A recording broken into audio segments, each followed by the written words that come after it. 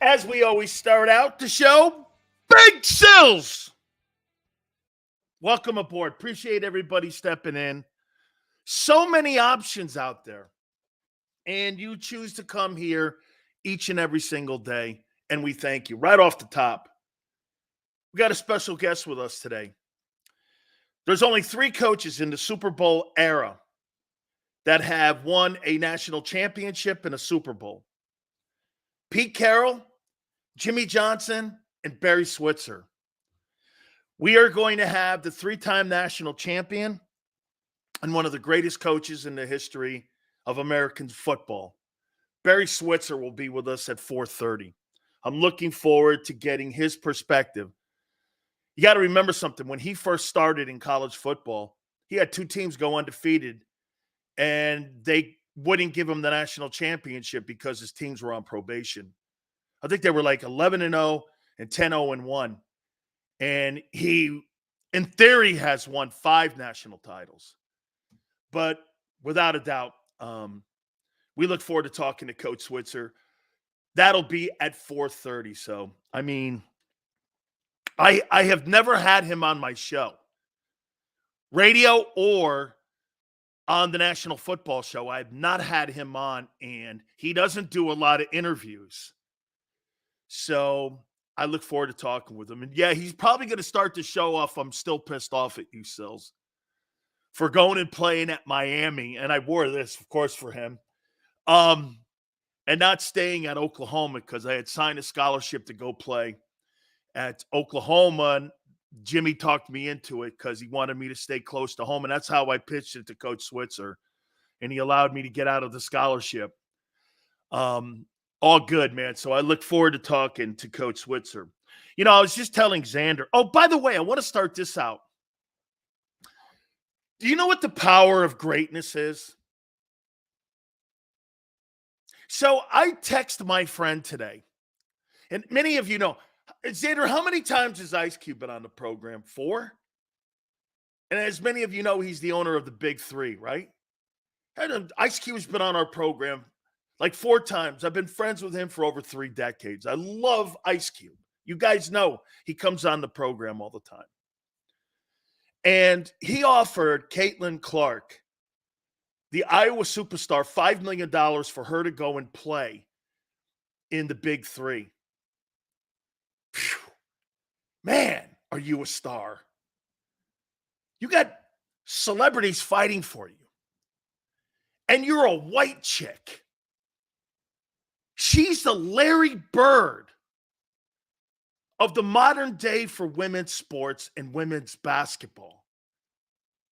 And some of you going, Sills, why race? You don't think race played into Magic Johnson and Larry Bird's rivalry, Celtics and Lakers? You don't think any of that played into that perfect time in a perfect moment? We're looking at Caitlin Clark here, and you're going like, this is a perfect moment in a perfect time when there's politics going on in women's sports. And Caitlin Clark is bringing women's sports into the center light of sports and onto the front page. She's more popular than, I don't even know. Hey, who is the player of the year in college basketball this year? The guy from Purdue? Is he the national player of the year? I don't know. I know that girl is. And I know that girl sells out arenas. She's like she's like LeBron. It's incredible. It's an incredible story. $5 million. She was offered $3.5 million to stay in college by Fox TV so that they could cover her games next year. The power of star power just shows you. Again, I mean, kudos to her, man. That's fantastic. And I love to see that here I am talking about it to open my show. Okay? Incredible. I want to give you a little bit of an update on where the Eagles are with Hassan Reddick. And to just show you how probably pissed off he is right now. in the process of going through these negotiations with the Eagles and trying to figure out how this thing is all going to play out. Eagles aren't going to tell you anything. And basically, their actions are showing you they really don't want, I don't think, the player back. So be it. Jadeveon Clowney just got $10 million a year for a guy who's never lived up to his ability. Here's a guy who was the #1 overall selection in the draft. Never had a double-digit sack year in his entire career. And he's going to get over $10 million a year. Jadeveon Clowney signs a contract with the Carolina Panthers. I mean, and Flexing goes, is that his 5th team? I don't know. Hey, watch this. He can't stop the run. Okay, but Steve, that's not the point. I agree. He's underachieved his entire career. He got $10.5 million. This guy gets $10.5 million or $12 million to go to Carolina as an underachieving defensive end. If you're Hassan Reddick, you're doing this. Wait a minute. I've had 27 sacks in 2 years.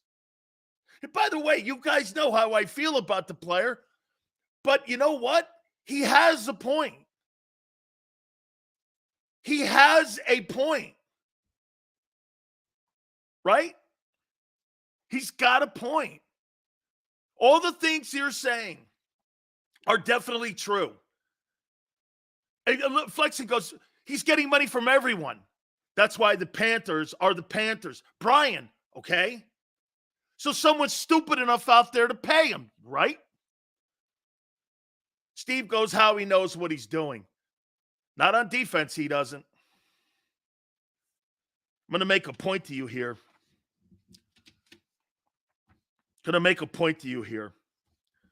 Since you went there, Steve, let's go to what Todd Bowles said this morning and yesterday about Devin White. Let me go to the sheets. Here's what Todd Bowles said at the owners' meetings in Orlando yesterday afternoon. Okay?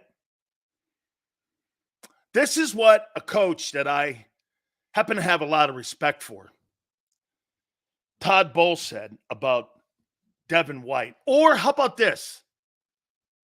Taking shots at him through KJ Britt.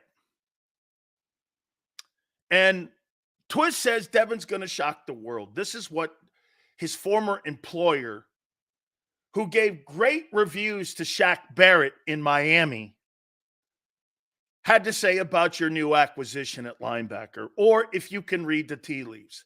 Maybe most of you aren't smart enough, but here's what Todd Bowles, not Dan Sileo. And it was because I talked to some folks down there, and they said he did take shots at him. White signed, get this. You want to know why? Why do you guys think there's animosity between Devin White and the Buccaneers? No. It's not hating. I just want you to know what you're getting, RTF. It's not hating anything. I just want you to know what you're getting. Okay? White is better than anything, than anyone we have had lately. Not true. Okay? There you go, Anthony. Do you know that, hey, Xander, check this out. Do you know that Devin White had a contract demand of over $90 million last year? And he signed a contract with the Eagles for less than $90 million on what he initially asked the Bucs for. $90 million gamble failed. And that's why he didn't play, didn't want to play, cried and moaned, and did what was in the best interest for himself. Some guy to sign. I'm not so sure I'm not that pissed off if I'm him either. But obviously, The Eagles didn't think highly of him just with the money they gave him. He took an over $90 million pay cut on his contract demands for the Bucs. You know why I know this too? I asked Jason Light. He had contract demands, and he said he signed a contract with the Eagles for less than $90 million of what he asked us for. Theoretically, $100 million less than what he wanted in Tampa is what he signed for. That's why that guy cried and moaned. Okay? White's going to be a beast. Well, let's go on a little bit here. Todd Bowles praised his new linebacker group, said he's really excited. And he goes like this, we're not in a position right now where we have to always look at a guy's 40. KJ Britt is a football player. What, Devin White wasn't? Huh. He may not be a superstar athlete. This is Todd Bowles, not me. He may not be a superstar athlete, but he's always in the right place. And that's someone you can count on. Can't count on Devin White to be in the right place in the right defense? Interesting. You don't have to worry about him constantly underachieving. He gives you his best results. And he's a great addition to our linebacking core. These are all things that the defensive people are saying about your guy.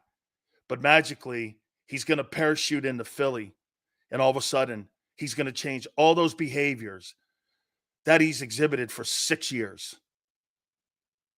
And all of a sudden, that'll change overnight. When have you ever seen that? Where a guy goes to a new place like that and changes his entire makeup and who he is. Did it happen with T.O.? T.O., the only difference between T.O. and Devin White, T.O. is a great player. Always. But T.O. never changes his attitude. Ever. I think it's crazy. And again, why it's important is because Devin White's not even in the Buccaneer organization anymore. What's it to Todd Bowles? Todd wanted to make a point, and so did Jason Light, the general manager, on how bad their time with Devin White was in Tampa, that they've gone out of their way. There's something to that. The Bucs aren't an I covered that team for 15 years. The Glazers got me fired. I'm no fan of them. But that's not how they operate. That is not how they operate. So anyone trying to tell me that that's not a big deal for an organization like the Niners to do, or like the Buccaneers to do that, you're out of your mind. You're making, once again, these crazy-ass excuses up for somebody that you signed, and you're trying to make it into a shiny star when, quite frankly, it's a penny. It's incredible. Okay? It's incredible. $90 million pay cut he took. This is nothing I said. This is everything that the people that were at the owners' meetings yesterday and today. The business side got personal. It happens, Sills. It does. But do you want a player that, if things are not going great, quits for you?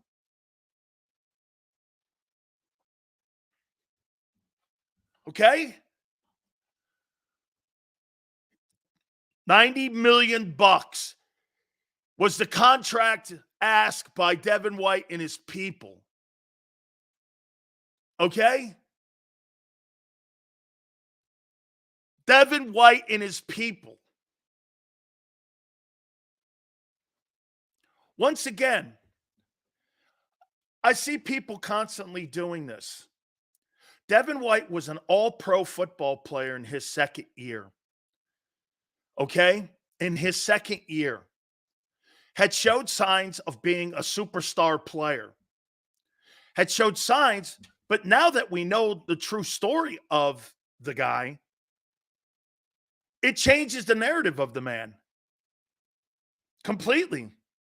He's not the same player he was year two. Okay? He's not. Just like Carson Wentz wasn't the same player, or just like even Jalen Hurts from 22 to 23 wasn't the same player. Nobody in their right mind is going to say Jalen has a good year last year. Okay? So people, once again, folks, nobody flip-flops on anything here. The player's production is going to dictate how you cover them. That's common sense. One thing is for sure, takes are not in cement. You're too used to listening to these old fogies who think those things matter like that. A player's production, once again, dictates how you cover him. Does it or not? If a guy starts out great, looks super, then turns into shit, are you supposed to still call him great? According to some, yes. That's why you have guys like Bayless that still attack LeBron James. That argument was over after Miami with LeBron James. That debate has been over for a decade and a half. It's been over. LeBron will go down as the first or second greatest player in the history of the NBA. Look at Stevens. Devin White, comeback player of the year. For what? Sucking out loud the last 5? Yeah? Wow. I'll tell you something. I'll make you a prediction. Devin White won't be a starting linebacker by the end of the year. Mark it down March 28th. He won't be starting by the end of the year. That is a prediction, and I'm gonna stand on that limb. He won't be starting. Zach Cunningham and Zach Cunningham and a linebacker that yet is not on this football team will be the starting linebackers on this team.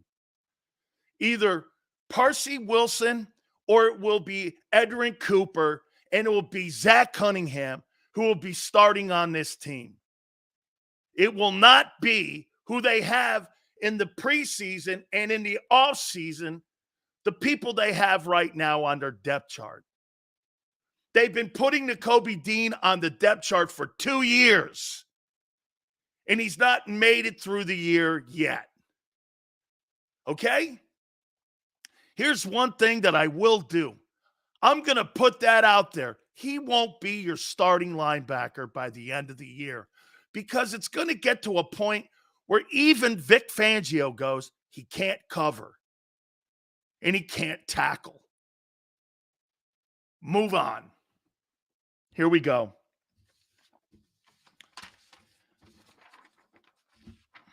How many people believe right now that your football team is a Super Bowl contending team? Vegas does. They think you're a 10.5 win football team.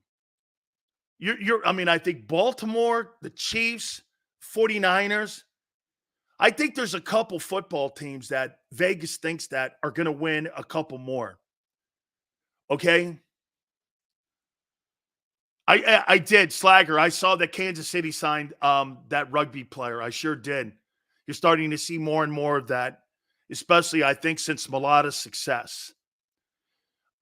Twist says Vegas knows. Flexing goes defense sucks. How many people believe, though, the talent that you have, that you believe that this football team is going to be a Super Bowl contending football team? For sure, Lombardi in February. I wrote these things down. I think they're like 12. I think there's 12 things that have to happen, maybe even 13, that have to happen for you to be a team that will be in a conversation at the end of the year for being a Super Bowl contending team. Okay? Here they are. For you to be a Super Bowl contending team, Hurts has to get back to the MVP of 2022. Nothing short of it. He's got to be spectacular. If he's anything like 21 or 22, it'll be a failure season. If he returns back to form, one of the 13 things, you have 13 things that need to happen for you to be a Super Bowl contender. He has to play like an MVP, not for 10 weeks, not for 14 weeks, for 17 weeks. Number 2, Barkley has to be a star.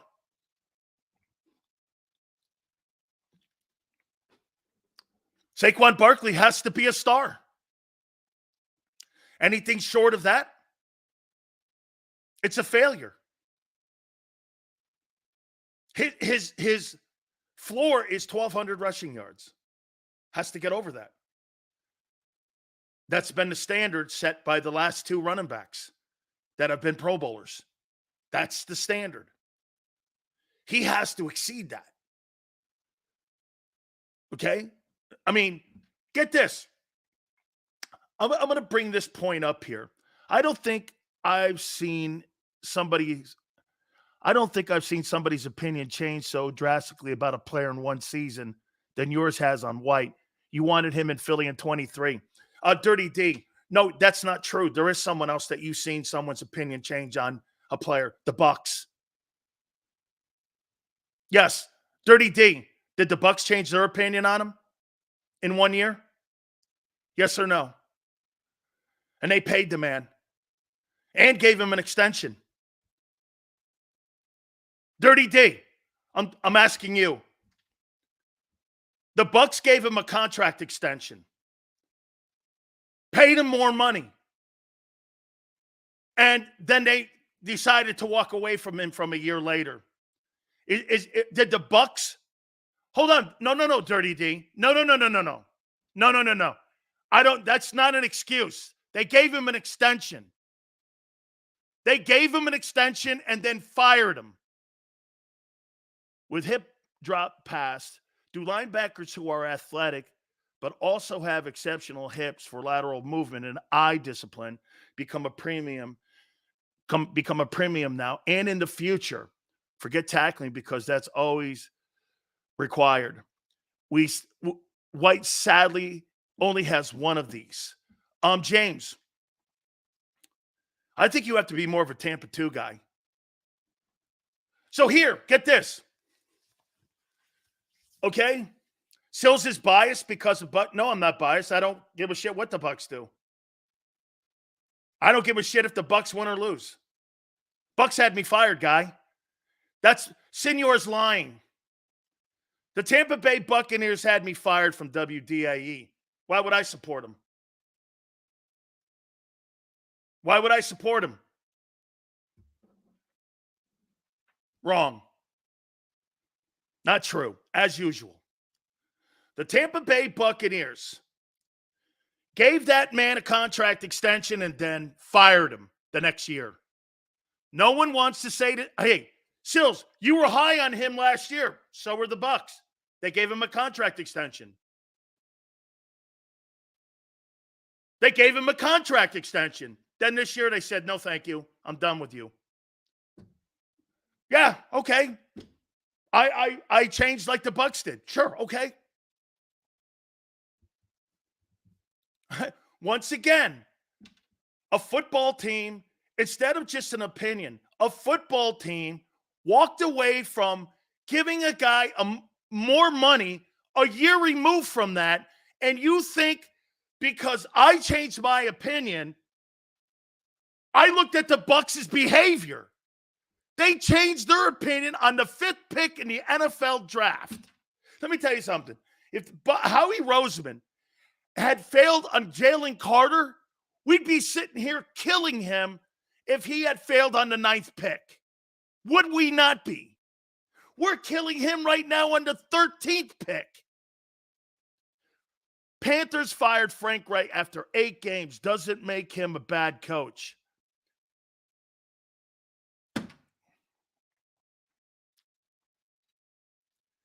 Frank Reich was fired because he did not want Bryce Young as the quarterback of the team. He wanted C.J. Stroud and argued with Tepper. And Tepper and him decided to part ways, and that's why he was fired. Frank never wanted Bryce Young.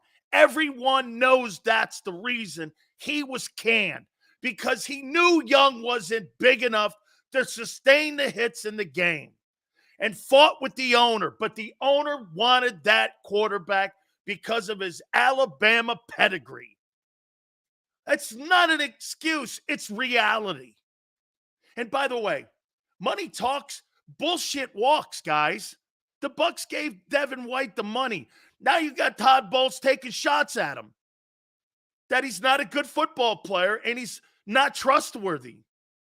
He said that yesterday and this morning at the NFL owner meetings. Let me continue.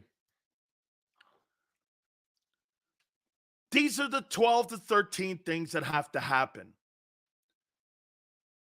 if you're going to be a Super Bowl contender. Number 3, Cam Jurgens has to be a Pro Bowler.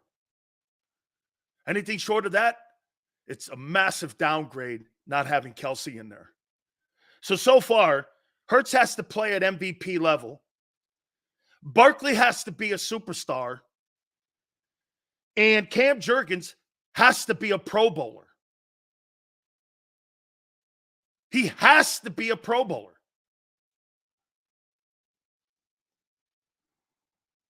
Number 4, Dallas Goedert's got to stay healthy so that Jalen has the middle of the field to deal with. He has to. Chris says, I don't think Cam starts at center. Well, they don't have a center on the team. I think Cam Jurgens has to play all pro, not all pro, but Pro Bowl center. Here's the problem. RTF goes, what about Lane? Sills moving over to center. Why would I go to a position that pays me less money? Now, RTF, I know he's got the money now, but he was paid as a guard $20 million. Jason Kelsey last year was the highest paid center in the league. I think at 13, 12, something like that. Maybe $10 million. It's a lesser paid position. He's the highest paid guard in the league at $20 million plus. Why? I know he played center. Who cares? You want to play the money positions. You don't want to pay position. Like being a tight end is great in the NFL today because very few linebackers can cover them, but they're not paid like receivers. I mean, think about something here. I'll show you how crazy the receiving market is. Hunter Renfrow last year made $13 million as like what, the 2 or 3rd guy in Vegas's offense. He makes more money than Saquon Barkley. He makes more money than Derrick Henry. He makes more money than Josh Jacobs. And he was the 3rd receiver on the Vegas team. I mean, the wide receiver market is almost as volatile as the quarterback. And the running back is, I think, more instrumental. I want to say one thing. I want to go back to Barkley here because I want to go back to Barkley. Is there a difference between Saquon? Because Xander said something about Barkley. I think it was you, Xander. Well, Barkley's 1,200. Say Barkley lands on 1,200 rushing yards or 1,100 rushing yards. Will his 1,100 rushing yards be schemed differently than what you had to do with Miles Sanders and DeAndre Swift. I hope you understand that because it's a little in the weeds when I say this. You know, because I'm going to explain something here. Is it a little in the weeds or too much in the weeds for you that Saquon Barkley's 1,200 yards may be more valuable? No, not because, not more gifted.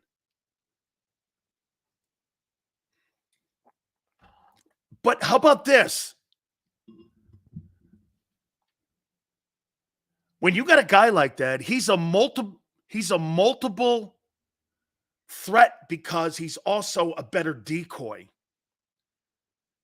than what Miles Sanders and DeAndre Swift are.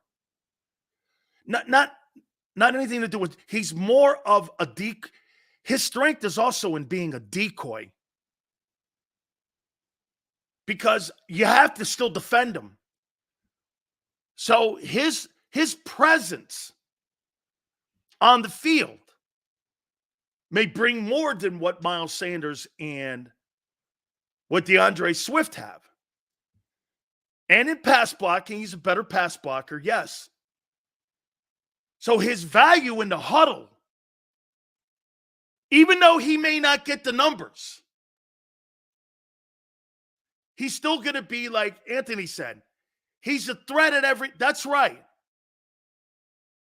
Okay? That's right. Here's a great take by LJ. How many drives were stalled because Sanders and Swift always cut outside? He's right. He's right. Yes. So his value in the huddle,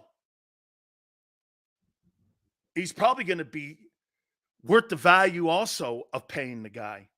I just wanted to put that in there. Again, I wrote 13 things down here for the Eagles to be a Super Bowl contending football team.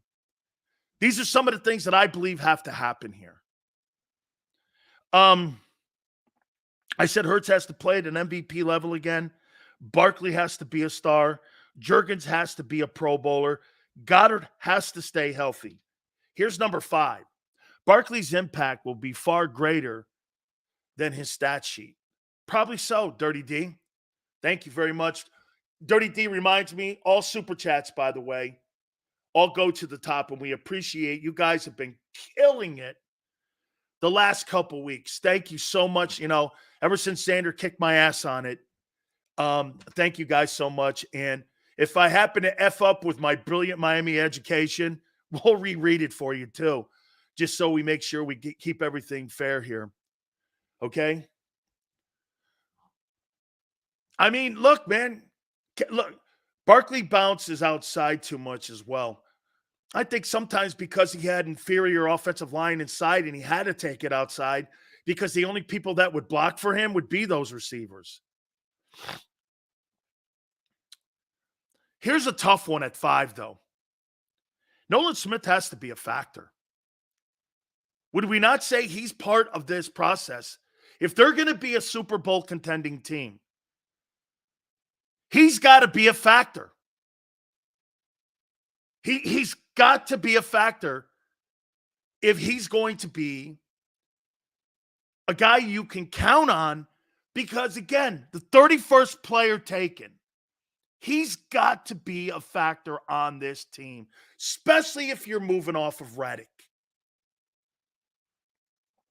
Number 6, I got Jordan Davis. Has to be a star. Now, again, I said something yesterday to you guys. I hope they use him right. They've not been using him right. You're wearing him down, trying to make him See, here's something that the Eagles are notorious for. Why are you trying to make Jalen Hurts a drop-back quarterback and take away his RPO ability that's so sensational? And why are you trying to make Jordan Davis a 3-down lineman when everyone knows he's not, and you wear him out, and he has no gas for you in the back end of the season, and you've done it 2 years in a row? Why are you trying to change players that when you draft, you think you know what you're doing with them? You don't. You hired an inferior offensive coordinator for Hurts. You thought you could still get the player to be a next-level guy. He went even further back, and you wore Davis out last year with inferior coaches. Why do they change players? I mean, why do they? Yeah, but Chris, the way they operate, trying to change players' skill set, you're never going to change the player's skill set. 41, okay, time to get serious. Bottom line, Barkley will destroy a bad rush defense early in. Sitting in these children here will go ballistic. Then the OC will run him and boom, injured again, out for 3 games. So you're saying they may overuse him. Probably. Hey, that's a question mark. That is totally a question mark. Seals, the contract signed is in direct relation to the amount of time a player is discussed by the opposing team leading up to the game. I don't believe Swift or Sanders were discussed like Barkley. Yeah, but both had Pro Bowl years. Hey, both had Pro Bowl years. Corey says that Jordan Davis looked mediocre after week 8. He did. Do we got to find out who Nolan's? Hey, how about this? Somebody said, Sills, a lot of teams have young players. You do? But I don't even know who he is yet. I mean, he had a whole season last year, and he didn't show anything. 0. He's got to be a contributor. If you're going to be all of these things, in my opinion, all have to hit. Barkley is the toy Howie's always wanted to, probably like you're saying, McCaffrey. Yes, because they did go after Christian McCaffrey last year or a year before. Look at what Coach Ramil said yesterday, Sills. He only said it about 2 guys, Hurts and Mahomes. They have no limitations. I disagree with Coach. Watch this. They have no limitations. What was the limitation last year? Let me guess. Poor coaching, right? He was a turnover machine a year ago. He had 18 turnovers. I think he does have limitations, and he showed it. Poor on blitzes, poor on throwing across the middle of the field. Mahomes has no problem throwing across the middle of the field. Jalen Hurts can't throw across the middle of the field. And he didn't all year last year. Look the numbers up. 8 quarterback rating in the middle of the field. You know what's funny about your football team? The 2 weakest parts of your football team are in the middle of the field on both sides of the ball. Gee, I wonder if that's a coincidence. You don't believe in linebackers, and you don't believe in throwing across the middle of the field. Can't be a coincidence there.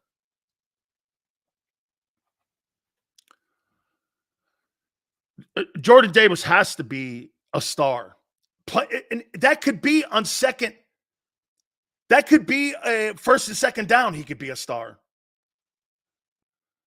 Oh, so according to Chris, you're wrong about him being bad in the middle of the field. He had an 8 quarterback rating. How is that good? They were successful doing it. No, they weren't. They threw to the numbers. He had an 8 quarterback rating in the middle of the field. You're lying. That's not true. Look at the tight end and also look at wide receiver 3, 36 total catches. Sills, look at all the facts. There wasn't any routes over the middle of the field. That is Nick and Brian Johnson. Okay? Okay. So you didn't game plan for the entire field. You game planned to 2 players. Is that what you're saying, Dirty D? And Nick is still here. Do you really think that's going to change? That Kellen Moore is going to change on what they're doing here? So you're saying the things they've done the last 3 years, Kellen Moore's coming in and revamping the offense. Is that correct? Here's James. James, thank you so much, man. Do you see Eagles getting Tanner Bortolini on day 2 or 3, given Carter and a guard versatility and beating Kelsey's 3 come time at 7.16 versus Kelsey's 7.22? A sleeper to cover for Cam. And if Powers Johnson not falling to 22, he'd help Hurts. I think that guy, James, I think that guy from Oregon's going to I think he's going to the Cowboys because the Cowboys lost their center. I think he's going to the Cowboys. I'll tell you this, man. If Brock Bowers does drop LJ down to 22, man, I don't know how he doesn't grab him. I grab that guy. If that guy drops down to 22, the reason, LJ, it's not his stocks dropping. It's these quarterback stocks are being elevated for no reason, and wide receivers are shooting up the board. Like I said, look at this. Look at how many defensive players are going to go in the top 10. 1. The rest of them are linebackers. The rest of them are quarterbacks and wide receivers and offensive linemen. There's only 2. There's 4 quarterbacks who could go in the top 10. And if that's not even counting the kid Penix and the kid Bo Nix, they may all go in the top 25 picks. Personally, I think Jaden Daniels is the only one that has star power. Okay? Dak Prescott's a Hall of Famer, Big Sills. Sure. You must have dreamed that last night when you had your hand on yourself. LJ doesn't have contacts to GMs talking about stocks. Funny. Okay, hey, they want him and Marvin Harrison Jr. 2 of the 3 quarterbacks will be bust. Dude, I think more than you think. Bob Brown says Sills, his lack of skill or Hurts played poorly because he was put in more positions to succeed, probably since in 22. I think both can be true. I think Hurts has a ceiling. I think Hurts has a certain skill set. And if you play into that skill set like Shane Steichen did in 22, I think he is a really good football player, and he's someone that can win a lot of ball games for you. If you start to do the things that they did last year, poor play calling, poor schemes, poor everything else around him, he's not good enough to elevate his game against poor coaching. He can't overcome poor coaching. Okay? I don't know very many people who can overcome poor coaching. You can wreck the best of them. The throw chart comparison between 22 and 23 shows a more balanced performance with Shane than the offensive strategy of the head coach in 23. Prince, that's correct. And you know what, too, Prince, made it even more dangerous in 22? Get this. Jalen had better numbers across the board outside of the turnovers in 23. But yet he had a better season in 22. Why? He protected the ball, and he was more of a threat in a run game. It's simple. It's a simple equation. And the Eagles don't want any of that. They don't want any of that. I'm kidding you, Bruce. We're boys, you know that. Sills, why are we stuck in what he did in 22? I'm not. I'm more about what he did in 23 because that's the latest sample size of his ability. 22 means shit to me right now. That's old history. They clearly don't want him to be that player because they don't want him getting injured. Well, Denny, if you're thinking about getting a player injured on March 28th, you'll never win the Super Bowl. Why is Nick here? Thank you, Prince. Let me move on. I think BG's replacement has to be a contributor. Okay? He has to be a contributor, whoever that is. The draft is best way to build a team. Free agency is full of guys that teams didn't want them, and teams overpay those guys. 304. Here's the one thing, though, about when you're talking about free agency versus the draft. It's a longer putt to develop players out of the draft than it is free agency. That's why when you get a free agent and you sign a free agent, hey, 304, why do you think I'm harder on free agents than I am on draft picks? Because you know who they are and you're paying them.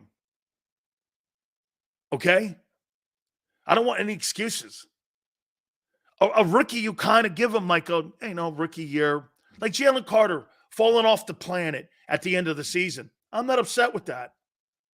Nolan Smith not showing up at all, concerning. Kobe Dean, I'm starting to put a narrative on him. Kaylee Ringo, they got hurt at the end, kind of unfair. Sidney Brown, smoke a joint, kid. Slow the game down. Do something. You've got a lot of energy. You're got a lot of things that can make me like you. Easy. Calm down. You know what I'm saying? I like that kid. Breed Blankenship, I'm hot and cold on him and hit and miss. I'm like, some days I like him. Some days I look at him and go, he can't be my starting safety. He can't be my starting safety. Can't be. Bradbury, Gardner Johnson's back. Does that help? I have to hope it helps. Honestly, this is how I look at your defense today. And I'll continue this here. But this is how I look at your defense. Let me go down the line here. Bryce Huff, okay. We'll see. I want to finish this because, when you start putting those assessments on a guy on March 18th, it may not be fair a little bit here. Again, I wrote these 13 things down. For you to be a Super Bowl contender this year has to happen. Hurts MVP. Barkley has to be a star and healthy. Cam Jurgens has to be a Pro Bowler. Goddard has to be healthy. Nolan Smith has to be a factor. Jordan Davis has to be a star. BG's replacement, this guy has to be a guy who contributes. Number 8, James Bradbury has to be good, not great. He just has to be good. It just has to be good. I'll be smoking that sales pack when Eagles. Bradbury's a sound zone cornerback. Only so safety rotation with Gardner Johnson could help him. All this bus were in cover 1, which we ran on 3rd exclusively. That's a great take, James. That's a big take. That's a good one. That's a really good one. That's a great take. Bradbury bounces back because Gardner Johnson. You know what? I know you guys don't think I'm optimistic. I think that does help, and I think that played into why he came back. Milton Williams, BG's replacement. How you doing? Okay. I'm okay. Hey, Marshall, I'm okay with that. Okay? I'm okay with that. I think he's good. Is he good enough to set the edge, though? Like, get this. The Eagles must think he's better than Clowney, or they would have signed Clowney for that job. Because $10 million, $12 million, you can afford that. Okay? You can afford Clowney to take that role. He had 9.5 sacks last year. Okay? Jadeveon Clowney had 9.5 sacks. Okay? $12 million. Hear this. Would you sign Clowney or would you sign Chase Young? I'd probably sign Clowney because he's healthier. Clowney might be a little older, but he's healthier. But they must think Milton Williams is good enough to play out there. Reddick is still under contract for this year, right? He is.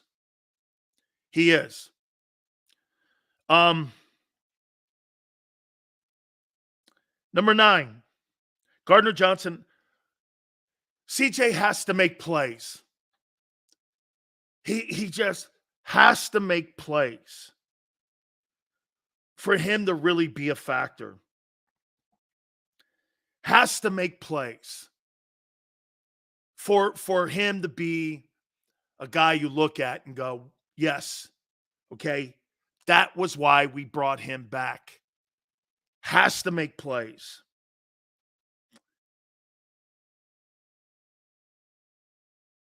Number 10, Devin White has to be good, not exceptional. Remember what Herm said? You don't have to be overly crazy great there. You got to be good there. If Devin White is good, it's a massive upgrade. If he's good, could it happen? The only reason that I'll give it possibly be good is because he's 26. Crowley goes, I'll take exceptional. But you're not paying for exceptional. You're paying $3 million for Devin White. That's not exceptional. William, a little more than serviceable. Okay? Prince goes like this. There goes Sills covering his takes. No, I don't think he will. I'm saying this is what has to happen for you to be once again, you're missing the topic. I said this is what has to happen for you to be a Super Bowl contender. Do I think that happens? Okay, that's great, actually. Bryce Huff has to show he's a 3-down player. Okay, thanks, Prince. I'll go back open this. Will Hurts play to an MVP candidate this year? No, I don't believe so. Will Barkley be a star? No, because he'll be hurt. Cam Jurgens, will he be a Pro Bowler? Yes. Because of the guy coaching him. Yes. Will Goddard stay healthy? No. Will Nolan Smith be a factor? No. Will Jordan Davis be a star? Maybe. I'm more optimistic that Clint Hurtt is in the building with him, and I think knows his skill set and what he is and what he's not. And if they do that, they're going to help the player a lot. Okay? Sills, listening to your breakdown, it sounds like Philly has a bunch of situational players and not players who can adapt to changing situations. Damn, Bob, it's great.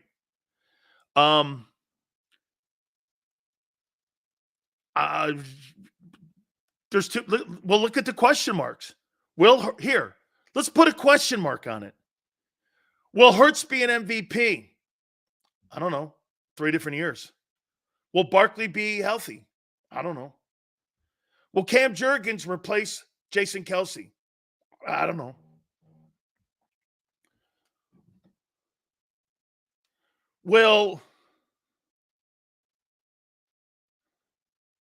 Let's see here. Will Nolan Smith be a factor? I don't know. I think Dallas Diamond Page is going to step in with us either tomorrow or the next day. Nolan shit is the next Marcus Smith. Watch. Will Gardner Johnson make plays?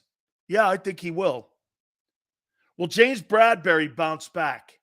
You know what? This is going to be crazy coming from me. You ready, Xander? I think James Bradbury has a bounce back season and plays up to his 2022 year because Gardner Johnson's back. And because you have a competent guy in Vic Fangio, I think James Bradbury is going to have a bounce back season. And everyone's going to go, thank God. I think he's going to have a bounce back season. Hey, man, Jalen Ramsey 2 years ago stunk in Los Angeles.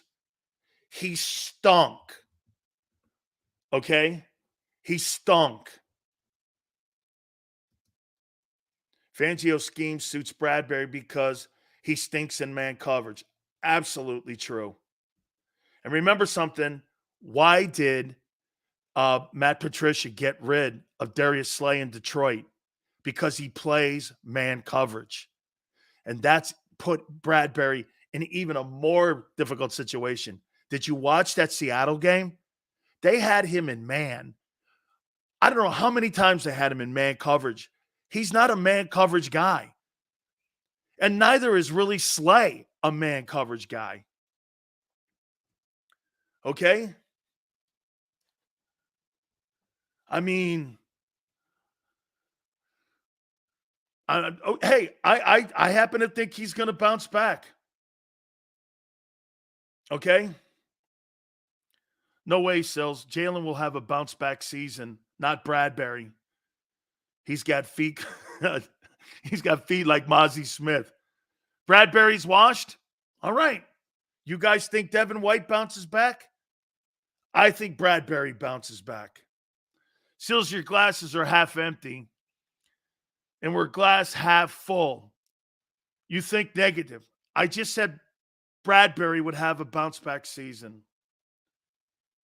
I said Jordan Davis could have a really good year with Clint Hurt. Okay. It's over for Bradbury. All right. Hey, I'm pulling for the guy. I think he's going to bounce back. Will CJ make plays? Yes. Will White be a star? No. Will Bryce Huff be a 3-down player? No. Okay? Look at RTF. Bounce back means all pro. Dog. How many first-team all-pro guys did you have on your football team last year? Let's see. Lane and Kelsey. You had 2. And one just quit. Okay? One just quit. Jalen's never been first-team all-pro.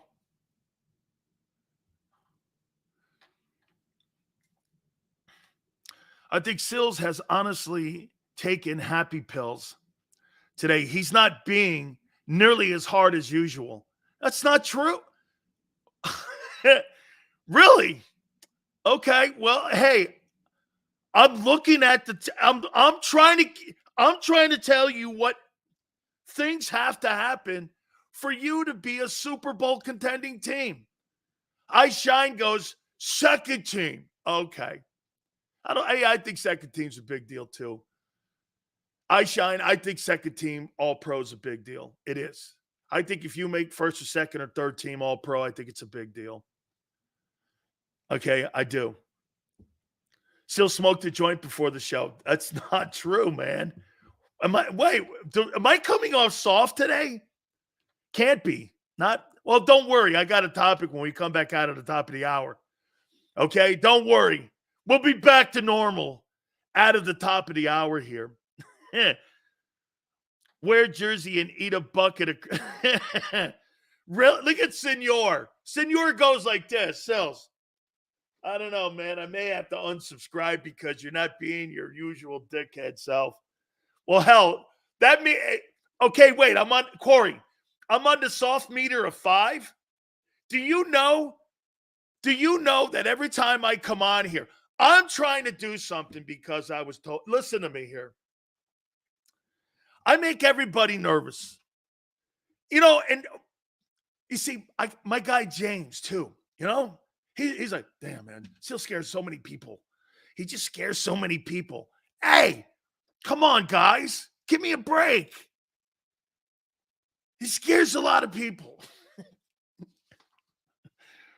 I'm not trying to scare. I'm not trying to scare everybody today. Okay, it's my aunt reminded me. It's Holy Thursday. Can you give me a break? Tomorrow's Good Friday. You want me to be an asshole on Good Friday? But on. Come on. Come on, Sills. Where's the hate, damn it? Look at that. Don't come on. He always rants when I ask good questions. Josh Allen is a poor man's Dan Marino. Okay, LJ, fight is back on. All right, March Madness is here. Our great friends at Underdog Fantasy. Make sure you sign up too, man. March Madness is kicking into high gear here. And our loyal viewers and subscribers, we thank you guys so much for each and every single day that you're with us here. They will match you all the way up to $100. So if you put 10 in, you get 10. 10 is the minimum. Please sign up. Use the promo code WIN. That's W-I-N. That's W-I-N. Don't forget, at 4:30, one of the three coaches in pro football history in the Super Bowl era have won a national title and a Super Bowl. We will bring you the three-time national champion coach, Hall of Famer himself in college football, our friend Barry Switzer. Hit the like button. Keep it here, National Football Show. Underdog Fantasy is the easiest place to play fantasy sports, and certainly the easiest when you're watching the NBA. And the NBA playoffs are almost here, and you can win money making picks. What are you waiting for? Sign up on UnderdogFantasy.com and use the promo code WIN. An Underdog will double your first deposit up to $100. That's UnderdogFantasy.com. Use the promo code WIN. Get ready for the NBA and get ready for the NBA playoffs. Go to UnderdogFantasy.com. Use the promo code WIN.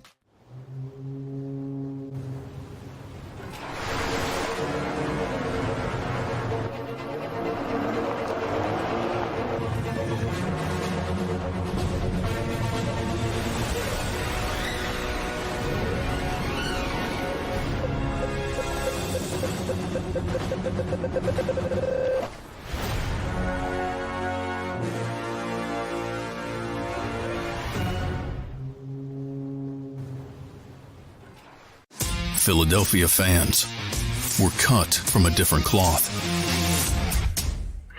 Born into a brotherhood and bonded to our team for life. We believe anything is possible because we've witnessed the impossible. While we may be from different neighborhoods, come Sunday, we are one, and we will be heard. Pondley Hockey, official partner of the Philadelphia Eagles. Hi everybody, my name's Jason Lombardi. I'm an inspector at DryTech. At DryTech we offer three major services, the first one being basement waterproofing. The second service we offer is foundation and structural repairs. And then the third service that we offer is mold remediation. If you feel you are having a waterproofing issue, give DryTech a call or check us out online.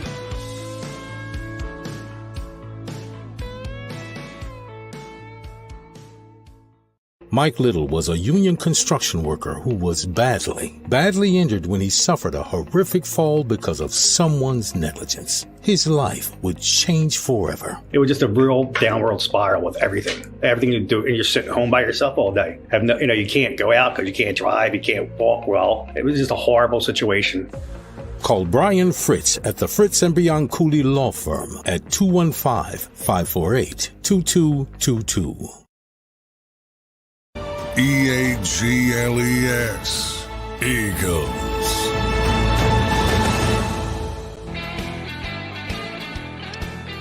Big Sales National Football Show. Please hit the like button. Thank you guys so much. The greatness of Nate Sudfeld rises again from the abyss. He's now re-upped in Detroit. Wow, the ultimate face of the end of the Doug Peterson era in Philly. Still lives, and now he lives again for another year in Detroit. Nate Sudfeld will always go down in history as the guy who started for Doug Peterson in his final game as head coach of the Philadelphia Eagles with a healthy Hurts on the bench. Okay. Think about how you sent a Super Bowl coach into being fired. You had a healthy Hurts, and you said, hey, Nick, guess what? We want to take a look at the future of the team, Nate Sudfeld. So Howie could probably raise a nice cup and go, well, the guy's still in the league. Sudfeld season, baby. How you doing? Hot Dog Nate. Yes, sir, baby. Hot Dog Nate. Love it, man.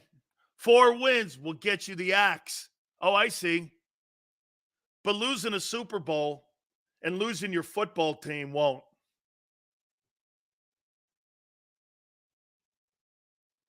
Think about what he just said, Chris. Delivering a Super Bowl to you and winning a Super Bowl and 4 losses in his final year with a guy who put a shitty roster together, got Doug Peterson fired. But a guy who lost the Super Bowl, lost his team, gets to keep his job. Solid. And get this. Nobody in here in a million years would ever go, I'll take Doug. Watch this. Nobody in here, still to this day. You want to hear something too, Big Chris? Nobody in here will ever go like this. I'll take Nick over Doug. No one. That's the only thing even you haters of Big Sills can't admit.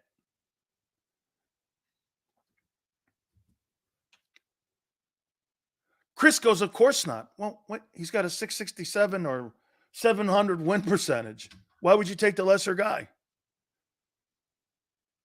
Wait a minute. LJ, let's ask LJ. LJ, who would you take as coach? Nick Sirianni or Doug Peterson?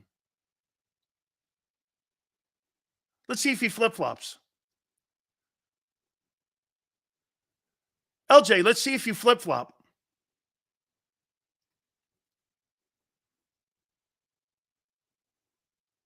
Who do you take, LJ? Who would you pick to run your team? I'd take Nick. Okay. He would take Nick Sirianni as his head football coach over Doug Peterson. Okay. We move on. And before I get back on to Nick, I'm sorry, guys, but LJ just exposed himself.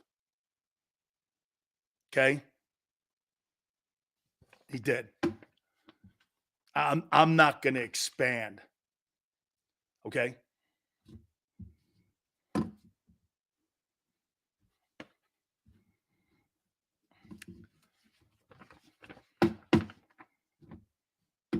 I stand on winning a Super Bowl. And so get this, what he thinks. So he doesn't think that Howie screwed up at all and front office screwed up Nick's team. Or does he? You don't think that they screwed up Doug's team the same way they screwed up Nick's team? How many people in here believe that the front office screwed up Nick Sirianni's team at the end of the year?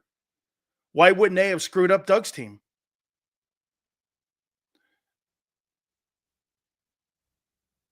Do you think that or no? Or they just screwed up Nick's team and they didn't screw up Doug's team?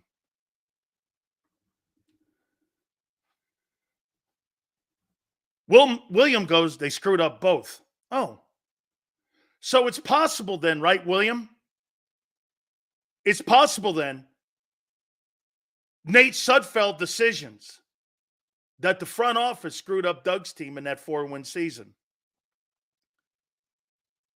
Is that, could that be possible? How about this? Not even a conviction take. Could that be possible?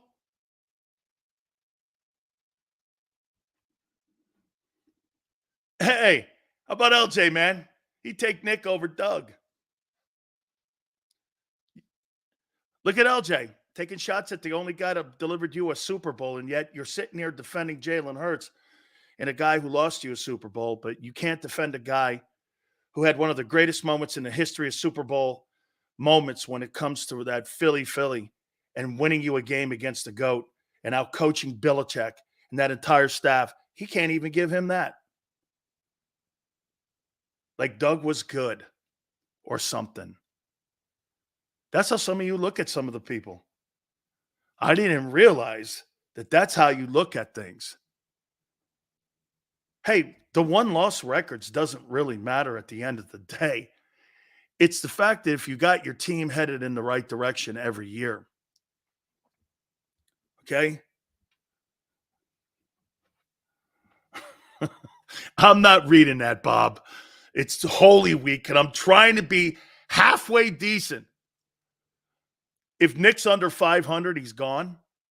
Chris, he's got a 667 win percentage and won 11 games. And I heard a press conference or whatever that thing was by the Yorksman the other day that there was a decision on whether or not they were going to fire the guy, and it was a strong one. Isn't that funny? So now we know, like he says, roll tape. He thinks that Nick Sirianni is a better coach than Doug Peterson is.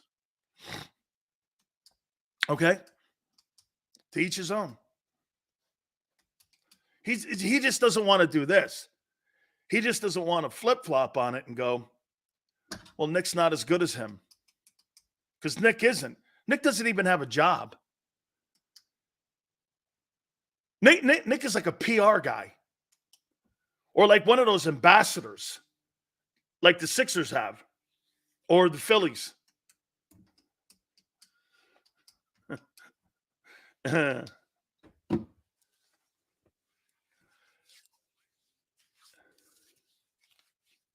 LJ, you took? Okay. Don't get your ass in a bind. Stick with your convictions. All good. I would never take that guy over Doug Peterson. And nor would anybody with any common sense say he's a better coach. But you want to stick to your old school guns and you want to show people that you're not flip-flopping, you'll pick the lesser guy. To see, hey, Barb, here is the example of old school mentality of sports talk. He will stay on his pick. Come hell or high water. Because he would take Nick because he has more wins than Doug. But Doug has the ultimate wins. That's a great comment right there by Joel Sills. Sirianni does have a job. He simply has no function. That's insane great. That is absolutely insane great. Insane great. Okay. So let me expand on this a little bit more here. I'm going to take it into a different direction. Corey, so what is it that you all do here? Nick, I yell at fans and give hand jobs and victory speeches. Hey, Corey, I'm sorry I read that. I'm not going to. Hey, LJ, okay, you hang on Nick. All good. Congratulations. You think Nick Sirianni's a better coach than Doug? Hey, we have it here, Xander, on March 28th, 2024. LJ thinks that Nick Sirianni did a better job in Philadelphia than what Doug Peterson did. And because Doug had 4 wins at the end, even though the GM sabotaged the season like he did with Sirianni this year, he still takes him over the guy who had the greatest moment in Philly sports history. Okay. Against not just a dude, the dude. Oh, wait. The 2 dudes. Belichick and, so wait a minute. Doug Peterson outcoached and Foles outplayed the greatest coach and the greatest player in the history of the National Football League. I'll take Nick. Oh, man. I'm going to have to buy that guy a beer, man. Good to you, LJ. You hang on that take, baby. You hang on that take. You stick with Nicky. You bet. Holy shit. That guy will hang on there, baby. Double down, baby. Oh, man. Yeah, They did too. Oh my God. I'll collect okay. Collect what? His unemployment checks for him? That guy could be fired after Sao Paulo because the Oxman's going to take his boat down there. He's going to dock it there in Colombia somewhere. And the Oxman's going to take a camel over with Howie, and that's going to be the end. You won't know what happened to Nick. Where's Nick? He's in the rainforest somewhere. I don't know. We didn't bring him home. Hey, he's in the rainforest. Where's Nick? He's like that guy in Tampa said, "Hey, Nick, you're done." Hey, senor, I wouldn't mind being left in Brazil for a couple nights myself. I'm just saying. I don't know if you've ever seen it, but I wouldn't mind a couple days in Brazil myself. Hey, maybe the Krauses could fly me down on their private jet and get me down there. As long as Big Joe's not flying. Oh, man. Hey, you hang on that, baby. Look at LJ, man. He's going to hang on that Nick Sirianni vine. I love it. By the way, I'm going to say something here that you're probably not going to like because all of you hardcore, I guarantee you Xander's going to totally hate this. Okay, guys.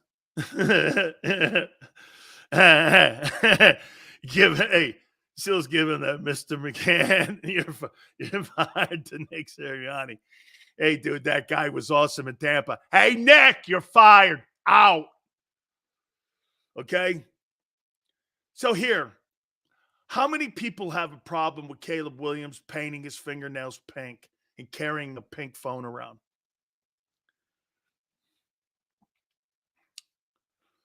How many people have a problem with that? Before I get to my topic here, how many people have a problem with that? Guy painting his fingernails pink and carries a pink phone. Chris goes, I do. Chris, I don't believe, I do. I have a problem, says Manster.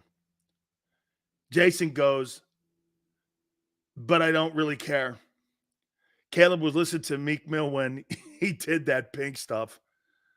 What the hell? Yeah, no, hey, he paints his fingernails. Like, I saw red fingernails once.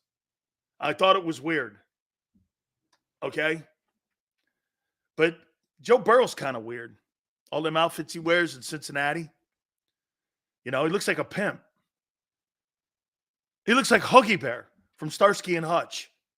Every time I see Joe Burrow show up to a NFL game, honestly, he looks like a pimp down in South Philly. Hey, baby. Joe Burrow looks like a pimp. That's right. Xander's right. That's my take too, Xander. That's correct. That's going to be my take, what Xander just said. Oh, Joe Burrow, man. Hey, girly. It's Joey B. Hey, you like the threads? How we doing? Yeah, you all dressed up like a 70s pimp with a big old booty stick. Walking around. Joe Burrow's walking with a pimp stick. He's walking around like he's James Brown. I was like, look at this guy, man.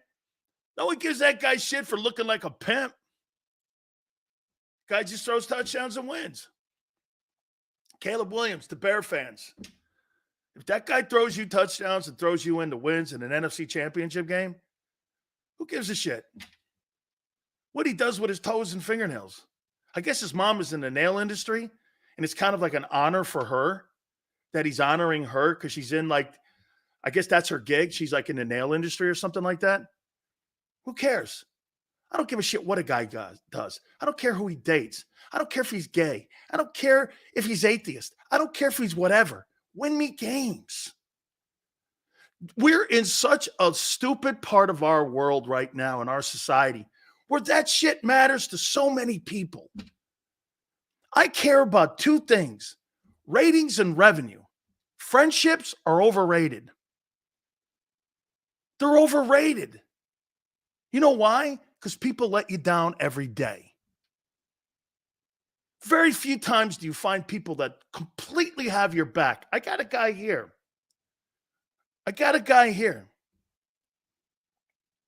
Okay? People are overrated when it comes to that shit. Dude, you can't do anything about your family. You're born into that shit. You can pick your friends, though. And don't worry about that stuff. I cared that Caleb Williams wins Bear games and he throws touchdowns. He wants to put braids in his hair. That's like caring how Lamar Jackson looks. And someone saying, you look unbecoming of a leader of the Ravens. Why? Because you have gold teeth and you have dreadlocks. Do you even know what dreadlocks mean? It's honoring the heritage of slavery in the South. It's not a hairstyle. It's part of a culture that they were impoverished with slavery, and that's what their style of hair was because they were in the fields. You do so little homework when it comes to how people look. Same thing with the dreadlocks in Jamaica. Correct. I mean, symbolisms are a lot to certain cultures. I mean, Sills, would you let your son wear a dress? Yes. If it made him happy and he felt in his heart that that was something, who am I to sit there and try to change something that when someone wants an identity, right or wrong, what I believe? Would I believe in that? No. But that's not for me to decide. Every individual has a right to put a dress on or a suit on. Who are you to say anything else? I don't subscribe to that, telling people how to live lives. I do not try to control people's images. Let me tell you this. How many people thought Dennis Rodman was a bad guy in the NBA? He's arguably the greatest rebounding, painted nails, women wearing dress, 5-time NBA champion, and most rebounds other than Wilt Chamberlain in NBA history. He's got more NBA titles than Larry Bird. And he paints his fingernails? I don't know about you, but hey, congratulations, Dennis. Okay? Dennis Rodman. Hey, you look at Draymond Green. Dennis Rodman Draymond Green wishes he was Dennis Rodman. Well, he's almost in. He got 5 championships himself, I think, right? I don't know. A couple defensive players of the year. Dennis just did it with more style. This whole thing back to Caleb Williams wearing pink fingernails. Come on, man. Guys, I'm not going to rip a guy. Hey, if he throws hey, think about this, Xander.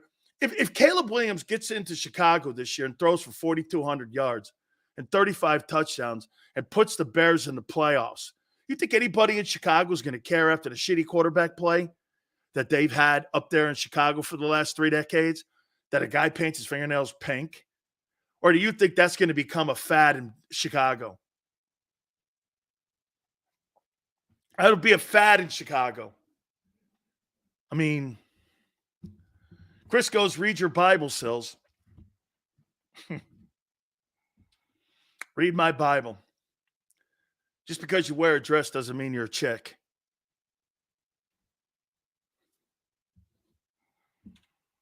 Remember, it's a superficial thing.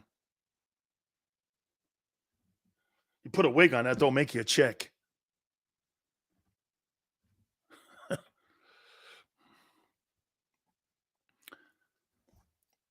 I just don't believe in telling people how to live their life.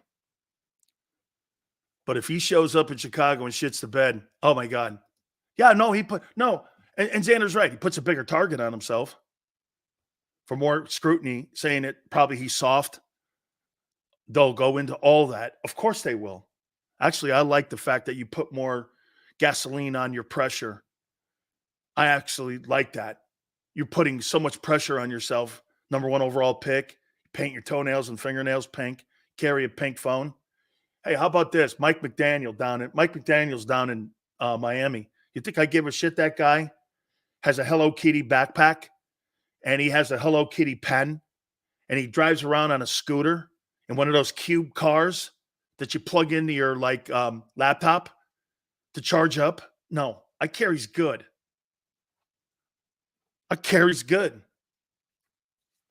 knew we'd get some of that reaction. All right, before I get into one of my favorite topics, and that is the doorman, Nick Sirianni, it looks like Jed York is now coming to the understanding that they're going to have to pay Brock Purdy. The question is, he's more talented than Jalen Hurts. How much money does he make? He's, quite frankly, his first 2 years in the league have absolutely blown away anything Hurts has done. Second in the MVP, 2-time NFC championship appearances, Super Bowl, NFC title, and he's 17-4. You paid your guy after 1 year, and it looks like after a year and a half, the 49ers are going to pay him too. Well, what has your guy done more than him? Look at the talent. Look at what Senor just said. Well, wait a minute. Look at what Senor just said. He's right. Look at the talent around him. You say the same thing about Hurts. Okay? Well, that means he gets his money then. He makes more than Hurts, right?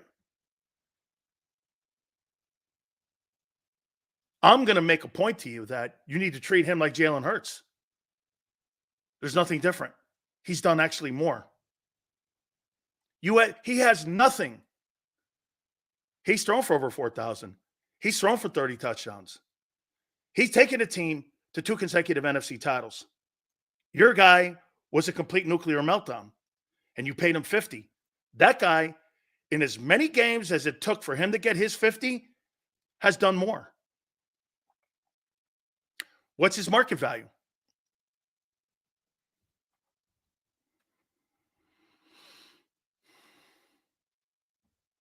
What's his market value?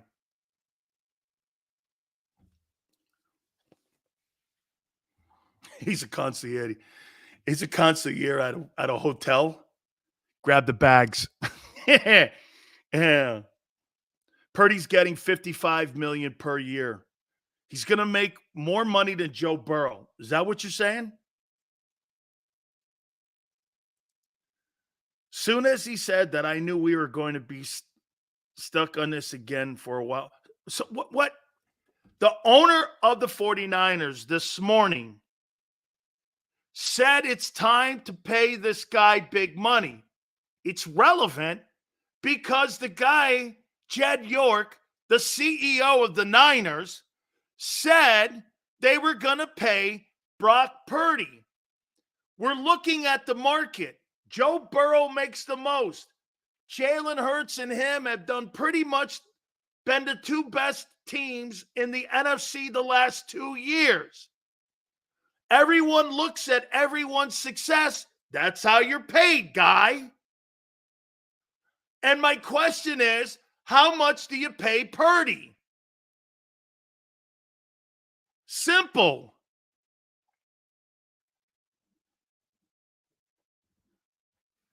The people comments just letting you. Okay, I got you. I got you. Okay, hey, 63. Thank you, brother. My mistake. Purdy and Allen are overrated. Mahomes beats them every day. Dude, if Purdy and Allen are overrated, your guy stinks. And I don't think Hurts stinks. That's an asinine comment. Dude, nobody in American football, nobody would take him over Josh and the other guys. Nobody. How about this? I mean, once again, that dude doesn't have nuclear meltdowns as a team like your guy did. Rex, that whole thing with the Super Bowl still bugs me. Rex Grossman took a team to a Super Bowl. And he was 14-2 also. So stop with that shit. Rex Grossman took a team to a Super Bowl. Rex Grossman. Here's the problem, though, Corey, when you say pay the man. Okay? Rex Hurts. Come on, Barb. Don't start giving me the ammo. Okay? Rex Hurts. Rex Hurts. I'm starting to wear on me a little. I'm starting to like it. Sills, you taking Purdy over Hurts? Yeah. It's my style of quarterback. Yeah. He needs players around him too, though. The same way Jalen does. But I just like drop back quarterbacks better. Okay? I just can you believe this? How about this? That guy had the most or had the least amount of attempts of the top 20 quarterbacks in the league and threw for the third most passing yards. Isn't that crazy? He threw for the third most passing yards. What great Josh Allen has yet to take it to the Super Bowl? No, you're right. I'm going to use it, Barb.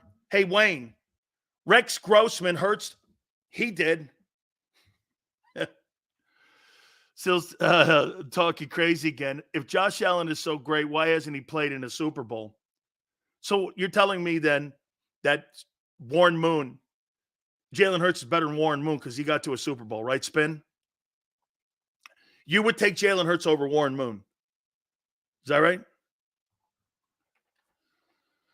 Moon never got to a Super Bowl. Doesn't there have to be a cap on how much you pay quarterbacks eventually? They will be half the cap each year. You're right. Dirty D. I think they're eventually going to cap it because they have to. Because, I mean, what do you get? Like you said, what are you going to do? Start paying these guys $100 million? The salaries for the quarterbacks are going up more than 18%. The cap goes up between 16 and 18% every year. The NFL quarterback, I mean, you're looking at Dak Prescott's going to go from $40 million to 65 or $60 million. He's going to get a $20 million raise this year. Oh, wait, that's one of the things I want to hit on. And before I get to this comment here, how much do you pay Brock Purdy when you know that you've got to pay the majority of those other guys like Christian McCaffrey? Sills, if we package 22 and Reddick, how far could the Eagles move up to grab Bowers? I think it could get them up between 10 and 15. Wow, man, if you put Brock Bowers on that team, man, I think he's the best player in the draft. You can have Marvin Harrison. Get this, Marvin Harrison. Why? Tell me why I think Brock Bowers is the best player in the draft. Why do you think I would think that? That Bowers is the best. Versus Marvin Harrison Jr. I think Harrison Jr. is the second best. Okay? Why would you think that? All those quarterbacks are, all five of them, I wouldn't draft any one of them. There you go, Bob. Bob's correct. The best players in the NFL are at what position? Okay, Dodd doesn't know what he's talking about. Where are the best players in the National Football League on defenses? Where are the best players in the National Football League?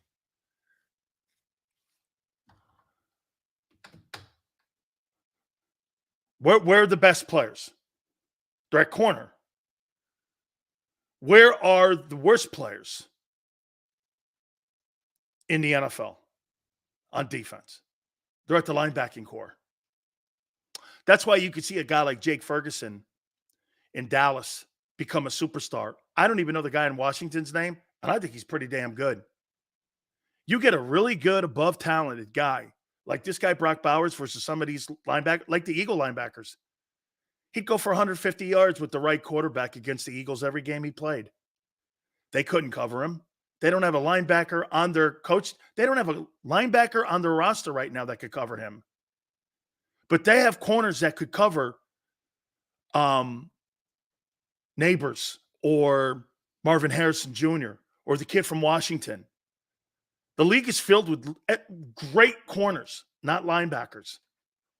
And to Barb's point, even the linebackers outside of the top 5, I think you go all the way down. The kid from Michigan, Kentucky, NC State, and Texas A&M are probably your 4 best backers in the draft, and the rest of them are dudes. Okay? The rest of them are dudes. The best players in the league and the most highest paid players are corners. Look at the cap. Always know, look at the cap. Edge rushers are right there. And sometimes edge rushers have to cover tight ends. Do they not? Well, you're not taking TJ Watt on every week. Okay? Here are the premium positions you pay on defense. Corner, edge, D-tackle. The rest of them, you don't pay big money for safeties. That's why Baltimore moved off of Patrick Queen. They weren't going to pay $20 million for 2 linebackers. That wasn't going to happen. Sales Bowers can flex out and get isolated on linebackers and safety. It's an automatic win. Absolutely, that's the case, and that's right, the mismatches. It's easier to mismatch a really good tight end than it is with a wide receiver. It is. And now with the rules being the way, can you imagine Gronk playing in today's rule without the hip drop tackle?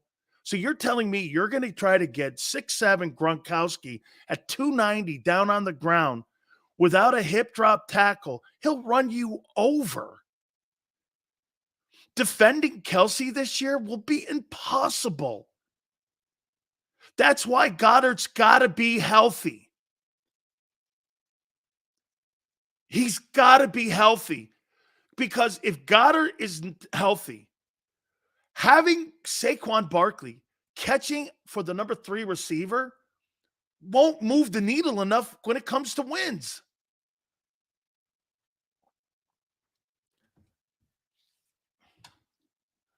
Their defense is still not been addressed. You have done nothing except Gardner Johnson and the restructuring of Sweat. The rest of it is Band-Aids. Hey, I said it a year ago, your defense wasn't good enough, and I'll say it again. And I was right a year ago. Your defense wasn't good enough. And your coordinators weren't good enough. I told you that from day one, from free agency, and it played out. Okay? So, hey, to your point, going back to Brock Bowers, look, I'm actually with Xander on the O tackle, but I still think Chop Robinson, if he's down there, I would like him because they have to replace, in my opinion, they have to replace Brandon Graham. And Milton Williams, I can be moved off of that. I can be moved off of that. Okay, I can. And getting a rookie guy in there. Or playing Milton and playing a rookie behind him. That would help Brandon out more in his only 20% of the plays. I think he'd be more effective that way. Okay? Pete says something that's important too. The problem with getting Bowers Sills is Jalen is still not going to throw it to him. Pete, for them to play championship football, they have to listen to what Keith Byers said. If they don't spread the ball out and they don't spread that ball around, they are not going to be in a championship setting. They did not play championship football last year after Thanksgiving. Those are Keith Byers' words. Bob, can you imagine having Dallas Goedert and having Brock Bowers as your tight ends? It'd be the best tight end room in the league. And you'd have to defend that. Regardless if Goddard is healthy, Bowers allows Philadelphia to move off of Dallas and free up cash for other needs. Totally true. You get rid of that $15 million around your neck that you haven't. Here, Dallas Goedert hasn't produced enough at a position where tight ends in Philly are legendary. All the way back to the 60s, they've always had good tight ends. Look, you haven't had great wide receivers until this year, these last couple of years. Okay? I mean, even Andy kind of farted around with bad receivers. You have a great group now. It's the best you've ever had in franchise history. Okay? It's the best. And Bowers isn't falling in the draft. Other positions are being elevated. Wideout and quarterback. And they always skew a draft. And if I were going to put a grade on this draft,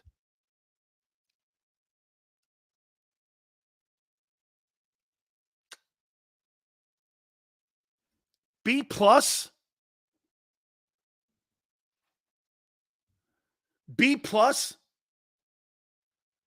okay? I don't see a lot of game-changing dudes in this draft. I don't. His injuries killed him. Hey, Barb, is this a fair comparison? The injuries to Dallas Goedert have killed his career, correct? Do you think the injuries to Saquon Barkley has killed his career too? I don't mean killed it to a point where he's not good or looked at as being good. But do you think that Dallas Goedert's injuries have affected him the same way that the injuries to Saquon Barkley have affected him? Steve goes that Bowers is in the top 10. Yeah, well, that's not how that's going to play out, though. He is. He's a top 10 talent. I think he's the best player in this draft. And the last 3 years that I've talked to you, I've always picked one guy out that I think is someone that I would love on my team. And I told you, Brock Bowers is the guy for me that I think is the best player in the draft. Last year, I told you it was Devin Witherspoon. That was the guy I would have taken, even though when Carter fell there, if you asked me, Sills, would you take Carter or Devin Witherspoon? I would probably take Jalen Carter. Because that position, even though Witherspoon's position is a position of need too, he's a safety. Carter is in the middle of my football, and he's a 3 technique. I would have went with Carter because you could have taken Carter number 1 overall. Well, now if I redrafted C.J. Stroud's number 1 overall, but I would say Witherspoon and Jalen Carter would have fought it out for number 2 pick in the draft if you redid it. Okay? So when Howie got him at, 9 or 10? I mean, he's the second best player in the draft last year. Stroud's the best player. And then you could even go into the 3rd round and Puka Nacua, the kid the Rams got, you could also put in the top 5 there. Okay? There are so many like really good young players last year. But when you're talking about players that made an impact, Jalen Carter, Devin Witherspoon, the guy Christian Gonzalez, before he got injured in New England, I thought he was having a really good season. Possibly the Jets. I'll tell you something too. Don't be surprised. Don't be surprised if you see Brock Bowers in a Miami Dolphin uniform, because he could slide down that far and go to the Dolphins. And I believe Miami's got the 21st pick. He's probably not going to be there. Seattle's got the 16th. Denver at 12, but they need a quarterback. The Jets at 10, I think they're going to go offensive line. Hey, the Bears. With the Bears at that ninth pick, would they take Brock Bowers?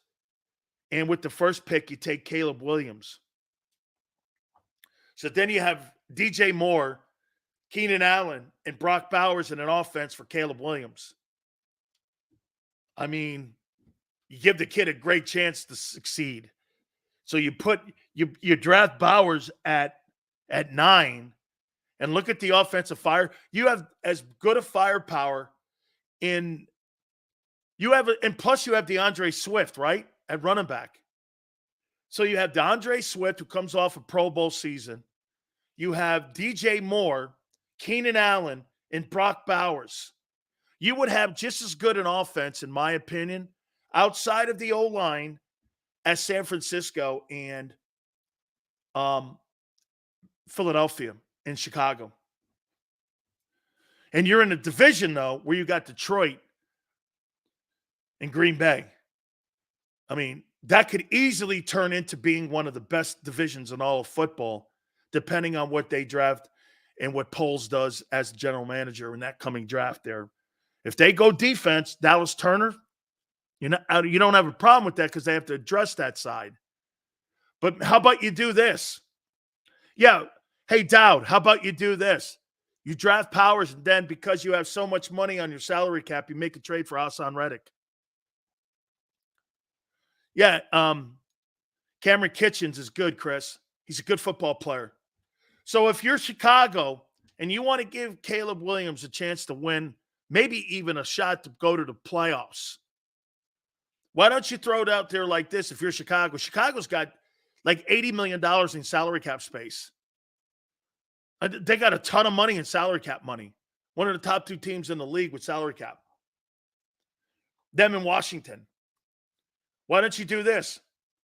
You draft Bowers, make a trade for Reddick, put Reddick over at the defensive end position. There's your pass rusher. And you got your quarterback. In this draft, you would have got, at draft day, you would have got a quarterback, a potential all-pro tight end, a Pro Bowl defensive end with a trade to the Eagles. You give the Eagles a 3. If you're Chicago, Howie gets the 3. Howie goes back into the drafts a linebacker in the 3rd round.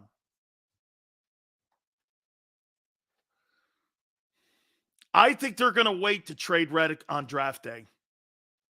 Seals, unfortunately, I see Detroit drafting Bowers. It seems like the moves they did last year, they identified players they wanted that caused mismatches. That's exactly correct. Whereas Chicago's or Detroit's pick. Detroit's at the bottom end of the draft. They'd have to trade up for him. They're at 29. I think they're going to get another wide receiver, but they would have to trade up to get Bowers. They're at 29. That'd be a big reach to go back up there again. You'd have to give up a lot of draft equity, and that's something that they've done a really nice job of in Detroit. Okay? That's something they've really done a nice job. Because Hurts running for his life, give them a clean pocket. Put that kid Bowers in there, man. Look, would Howie move? Say Howie's at 22, and Bowers is sitting at 18. No, that's Cincinnati. Cincinnati would draft him. I think Cincinnati. Here are the teams that I think could be in the mix to draft him. I don't think he goes in the top 10. I think they're all quarterbacks and receivers. That Quentin Mitchell kid from Toledo's going to go, and Dallas Turner's going to go. And I think that guy Joe Walt's going to go. After that, from 11 down to 16, Denver could take him, but they need a quarterback. The Raiders need him, but the Raiders need a quarterback. Indianapolis could take him at 15. Give him for Anthony Richardson and Shane Steichen. You imagine what Shane Steichen could do with Brock Bowers? And who's the guy on the outside? Michael Pittman? So you'd have Michael Pittman, Brock Bowers, and Jonathan Taylor and Anthony Richardson in Indianapolis. Whew. That could be good looking in the AFC. Think what I just said. Look what that guy does for you. Think what Brock Bowers does for you because of the mismatches on what Bob Brown said. Think all of a sudden, Indianapolis is a player now. No, senor. Once again, I'm not a fan of the guy from Toledo. I'm telling you where people are projecting him to go.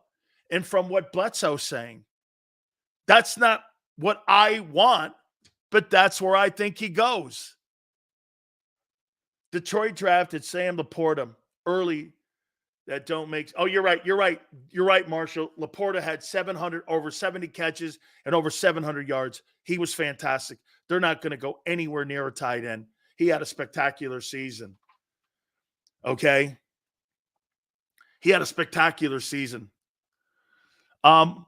Mitchell, he fit the scheme more.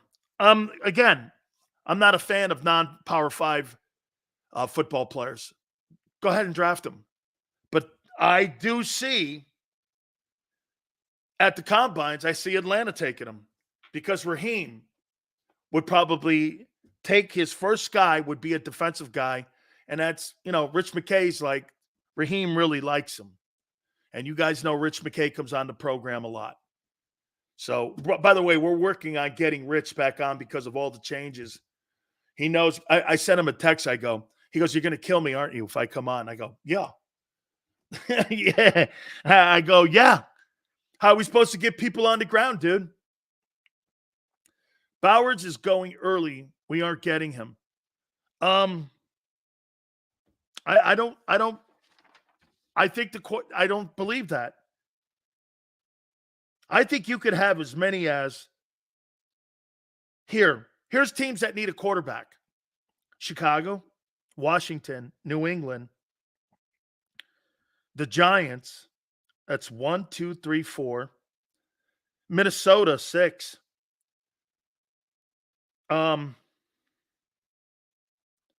Tennessee, 11, 7. Denver, 8. Raiders, 9. There's not 9 quarterbacks to be drafted, but how many quarterbacks will go potentially in the first round? And again, it's important. Don't you see what Jim Harbaugh's doing to everybody? J.J. McCarthy's the best player in the draft. He's the best player in the draft. Why do you think he's saying that? Because you know what he wants? He wants J.J. McCarthy to do what? He wants J.J. McCarthy to go up to, like, say, 4, where someone has to call Arizona to trade for Arizona. And then guess what? Arizona is right before the Chargers. He wants Marvin Harrison Jr. Or he wants the kid Malik Neighbors. So he wants McCarthy to go up there. At 4, Marvin Harrison's going at 4. The top 3 quarterbacks are going. Caleb Williams, Jaden Daniels, and Drake May. New England needs a quarterback. Washington needs a quarterback. Even though they're not the best players in the draft, you're going to slide down the best players. J.J. McCarthy's trash. I agree. But he's skyrocketing up the ladder when it comes to the draft. Jason, think about this is why Harbaugh's going like this. This guy's the greatest thing you've ever seen. You can't believe how good he is. Well, guess what? You know what he wants to do? He wants Minnesota to trade with Arizona at 4 so that Minnesota jumps up there and gets him and drafts him. And then guess what? The Chargers turn around and get Marvin Harrison Jr. at 4. They need receivers. Why not get the best receiver in the draft? Okay, I mean, there's a reason he's being a politician. It helps him. If someone trades with Arizona, he needs Arizona to trade that 4th pick. And guess what? Who made it feasible to trade with the 4th pick? Does anyone know? MG2, think about it. What team in the draft made it possible for the trade to happen at 4 with Arizona? You guys know?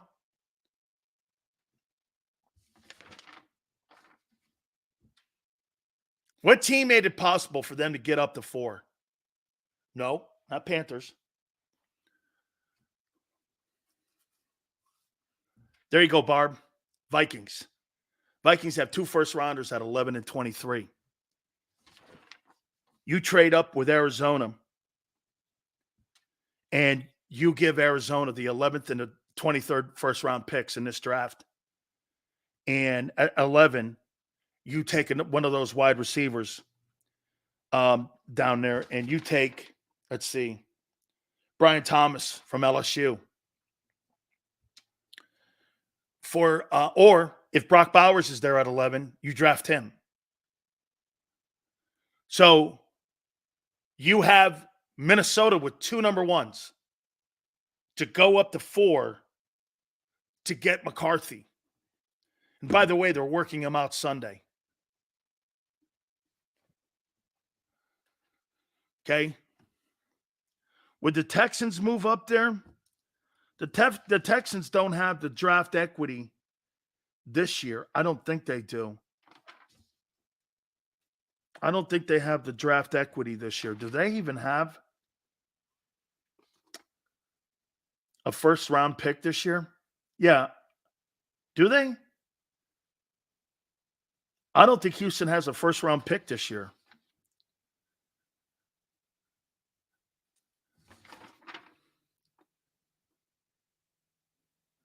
It can't be true because that from Cleveland gave him a bounty of picks. Gave him a bounty of pick, or maybe that's right. The Vikings traded. That's right. That's right, Bob. That's right. It was that's right. It was the Vikings. Okay. Hey, Tats. No way would I draft a kid. Giants are going to be working him out as well. Okay. The Giants will be working him out. I'm with you guys. I don't see it. You know, he threw 22 touchdowns.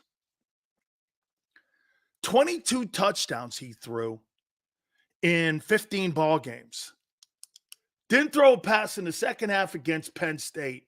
And I'm like, I don't know. I don't know if Mitchell's a bust. I just don't trust MAC schools. Just not in today's portal age and nil age. I just don't trust that. Okay? I really don't. Giants were at every quarterback pro day. And I don't think it matters. I think Jaden Daniels is the guy, in my opinion. By the way, we got a topic at the top of the hour. And don't forget, Barry Switzer is going to join us at 4:30 Eastern time. And we're going to talk to the legendary coach and get his take. And, you know, just talk some ball with the coach. I haven't had him on my show, I don't think, ever.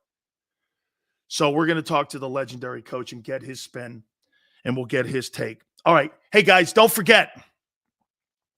March Madness. That's right, baby. March Madness is here. JAKIB Sports is looking for a select 500 folks of our loyal viewers and subscribers. Please sign up. Great partner, Underdog Fantasy, will take care of you during this process. Minimum to join is $10. Very simple. $10.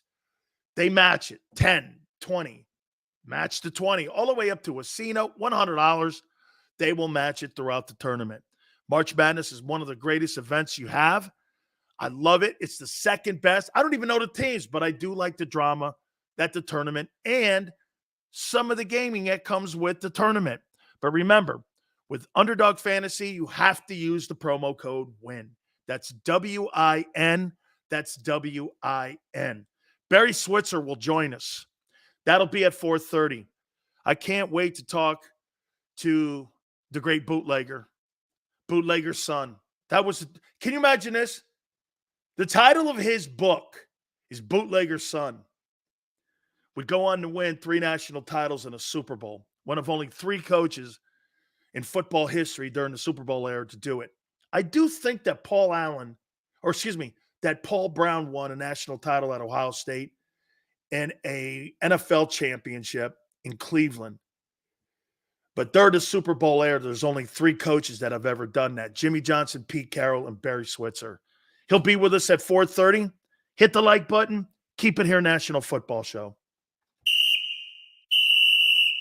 Underdog Fantasy is the easiest place to play fantasy sports, and certainly the easiest when you're watching the NBA. And the NBA playoffs are almost here, and you can win money making picks. What are you waiting for?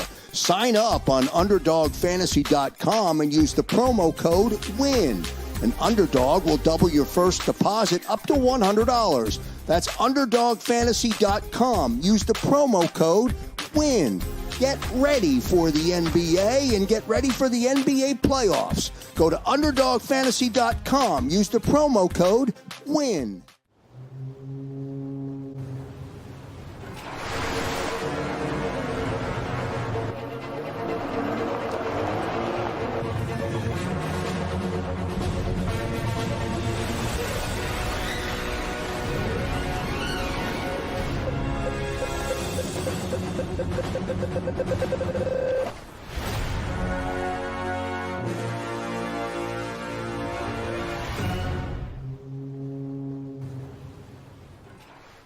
Philadelphia fans, were cut from a different cloth. Born into a brotherhood and bonded to our team for life. We believe anything is possible because we've witnessed the impossible. While we may be from different neighborhoods, come Sunday, we are one, and we will be heard. Pondley Hockey, official partner of the Philadelphia Eagles. Hi everybody, my name's Jason Lombardi. I'm an inspector at DryTech. At DryTech we offer 3 major services, the first one being basement waterproofing. The second service we offer is foundation and structural repairs. And then the third service that we offer is mold remediation. If you feel you are having a waterproofing issue, give DryTech a call or check us out online.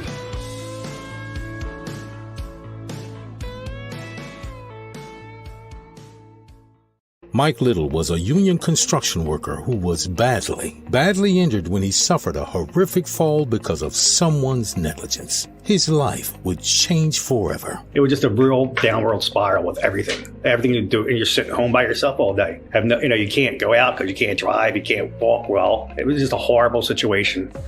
Call Brian Fritz at the Fritz & Beyond Cooley Law Firm at 215-548-2222. EAGLES, Eagles.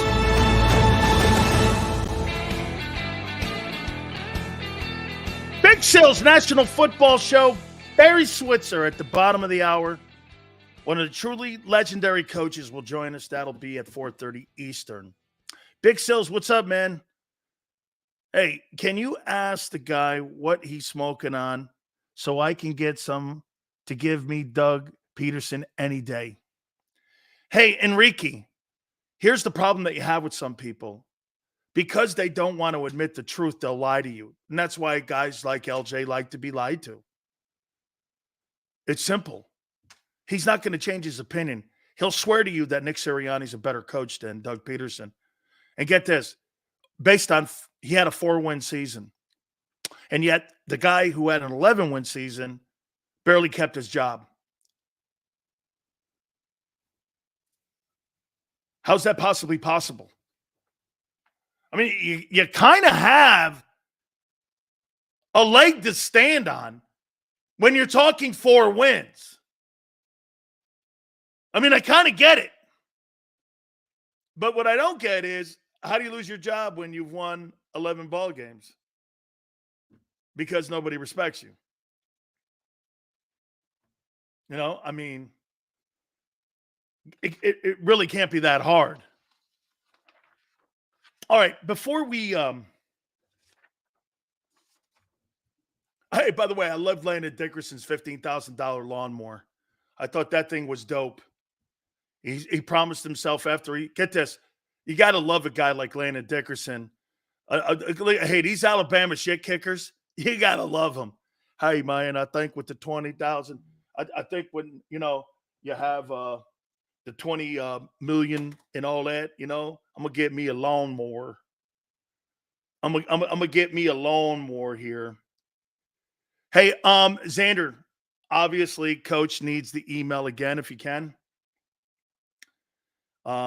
Just hey, and double check. Okay, I'm sure you sent it. Maybe, yeah, I'm sure you did. Working it. Okay, he's working it now. All right, cool. Sending it now, Coach. Live TV. How you doing?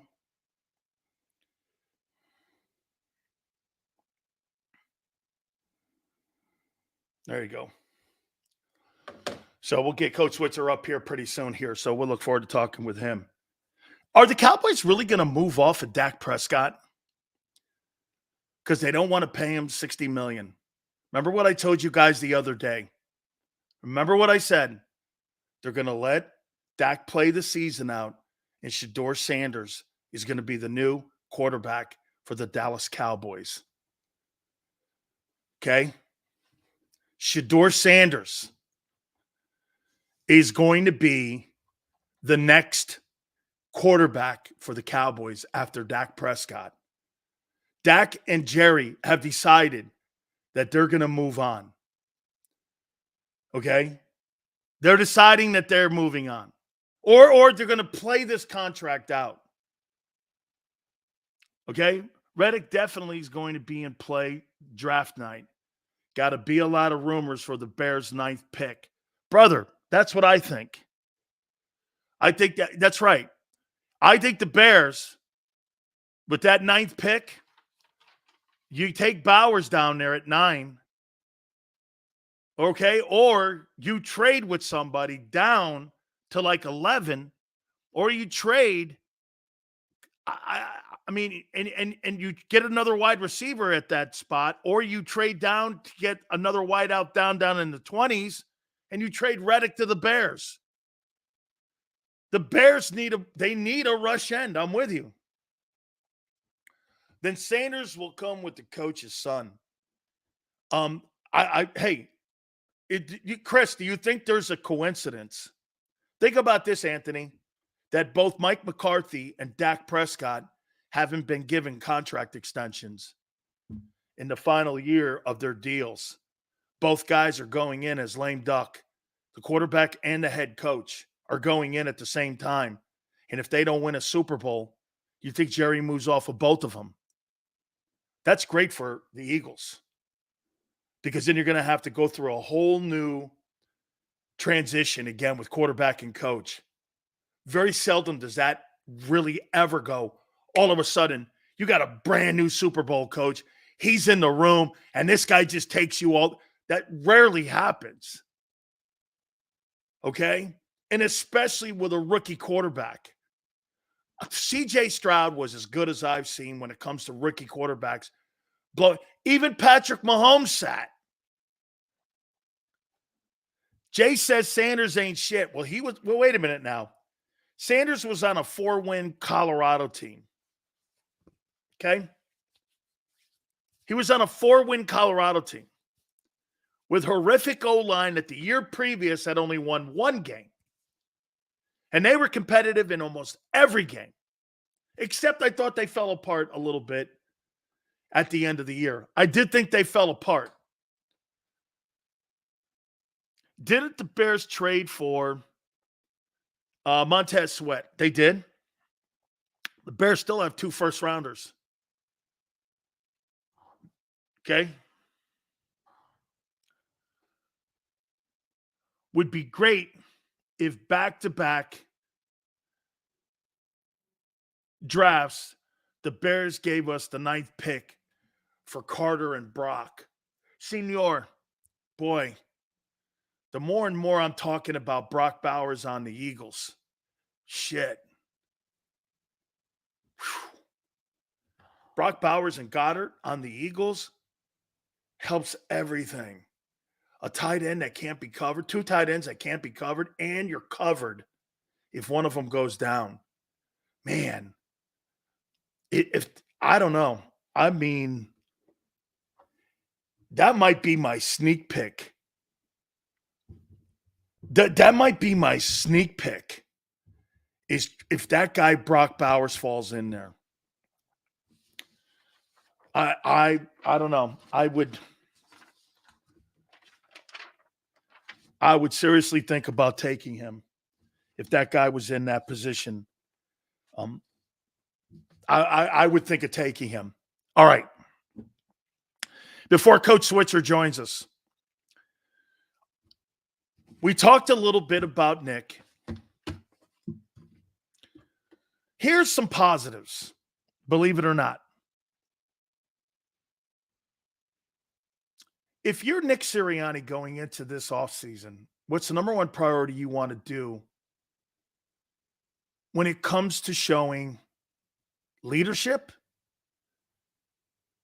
And that last year was a bump in the road. And that he has control of himself. And that he's the right guy for the job. Because I'm going to tell you something, guys. Here's the one thing that Nick has to be cognizant of. If he screws this up with all this talent on this team and they shit the bed or they don't make the playoffs, he'll never be a head coach in the NFL ever again. He's not only coaching, and he'll probably become an assistant again. But once you've had an opportunity to be a head coach, you still want to do it. So I think this year, maybe, you know how I said that relationship with him and Kellen Moore is going to be interesting to watch? If Nick Sirianni, here's how I would handle it. If I was Nick Sirianni, this is how I would handle Kellen Moore.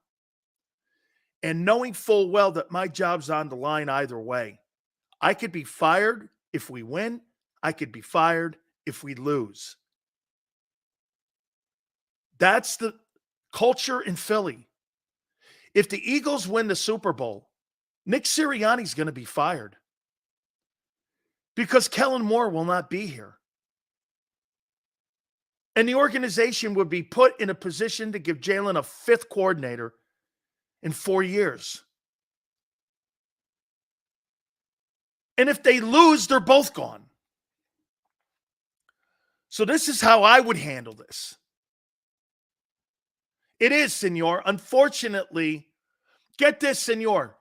2024 has made, or 2023 has made it impossible almost for Nick Sirianni to keep his job. So in theory, he's a stopgap coach. There's really nothing you can do. So, but for your own job security moving forward, the only thing you can do is control the environment that you're going to be given around you. So here's what I would do. I would give Kellen Moore all the moral support, all the support I possibly can, because I want to show other organizations that I can work with people and I can work with coordinators, and I'm looking for an end result and an end goal, and that is to win games. I'm going to control myself more on the sidelines. I'm going to be more of a problem solver, not a problem creator. When I get to a press conference, I'm going to say as little as possible. You know why? I have very little influence on the offense or defense. So I'm going to talk with clarity. What Nick needs to do is be there when he's not needed. And what I mean by that is you don't have to be up everyone's skirt when things are good and bad. Just stand in the background. When things are going great, be there for them. When things are going bad, stand back. Let the coaches figure it out. Let them coach. Then it's going to be up to you to figure out when you have to go to them and say, where are we? Let them coach. The problem with that is you're going to have a front office that doesn't have patience. But for Nick's job security moving forward, whether it's in Philly or not. Okay? Whether it's in Philly or not, he can't be an asshole this year or he'll never coach again. Okay? Hey, Big Sills, aren't coaches / coordinators not subjected to multiple year contracts? I think Steve Spagnuolo just signed a 3-year contract with the Kansas City Chiefs, didn't he? Jay, I could have swore that the Chiefs just gave Spags a 3-year contract. I might be wrong on the years. I could be wrong on those years. Eagles could trade Reddick and 22 to the Bears for the 9th pick.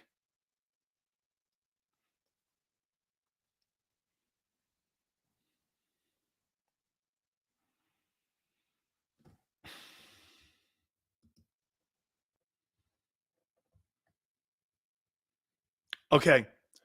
We need to take a break. We're going to take a timeout, and we're going to work on this stuff here with Coach Switzer. So hit the like button. Keep it here, National Football Show. Underdog Fantasy is the easiest place to play fantasy sports, and certainly the easiest when you're watching the NBA. And the NBA playoffs are almost here, and you can win money making picks. What are you waiting for? Sign up on UnderdogFantasy.com and use the promo code WIN. An Underdog will double your first deposit up to $100. That's UnderdogFantasy.com. Use the promo code WIN. Get ready for the NBA and get ready for the NBA playoffs. Go to UnderdogFantasy.com. Use the promo code WIN.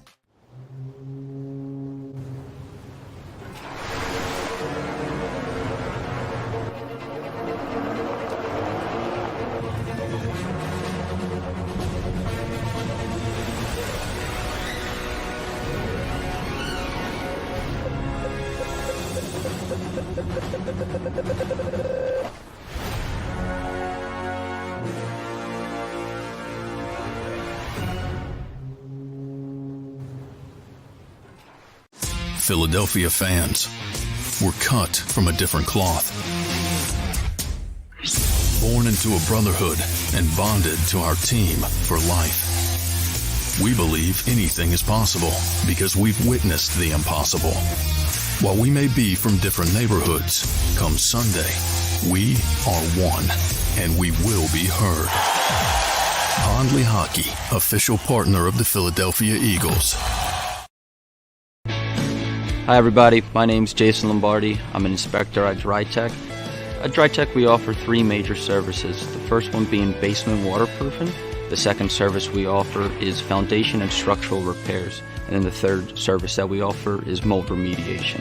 If you feel you are having a waterproofing issue, give DryTech a call or check us out online.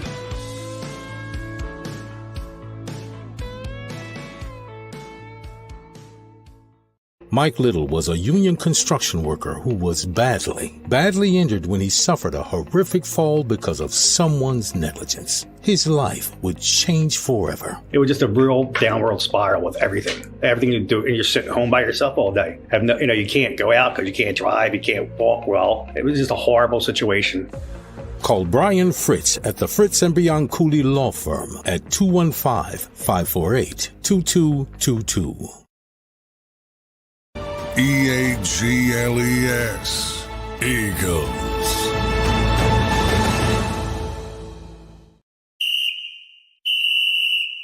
Underdog Fantasy is the easiest place to play fantasy sports, and certainly the easiest when you're watching the NBA. And the NBA playoffs are almost here, and you can win money making picks. What are you waiting for? Sign up on UnderdogFantasy.com and use the promo code WIN. An Underdog will double your first deposit up to $100. That's UnderdogFantasy.com. Use the promo code WIN. Get ready for the NBA and get ready for the NBA playoffs. Go to UnderdogFantasy.com. Use the promo code WIN.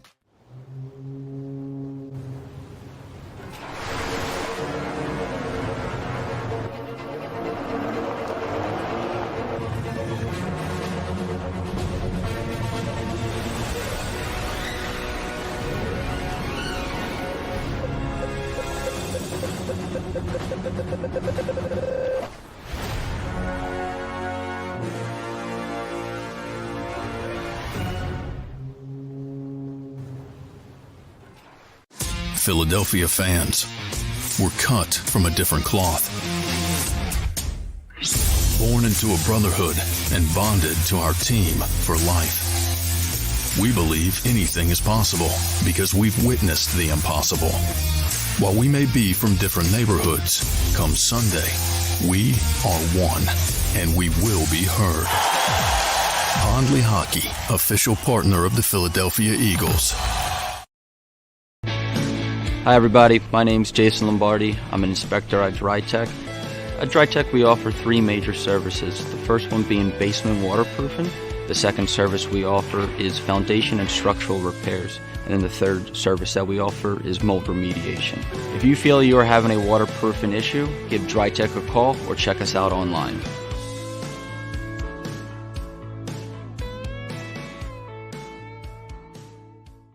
Mike Little was a union construction worker who was badly injured when he suffered a horrific fall because of someone's negligence. His life would change forever. It was just a real downward spiral with everything. Everything you do, and you're sitting home by yourself all day. You can't go out because you can't drive, you can't walk well. It was just a horrible situation. Call Brian Fritz at the Fritz & Beyond Cooley Law Firm at 215-548-2222. EAGLES, Eagles.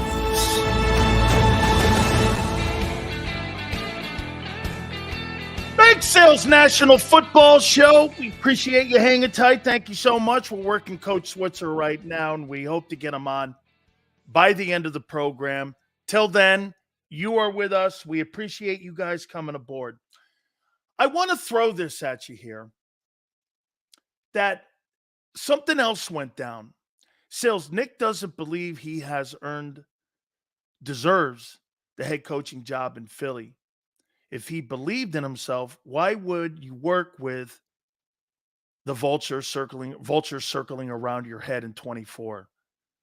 It's just a stay of execution. Should he have resigned?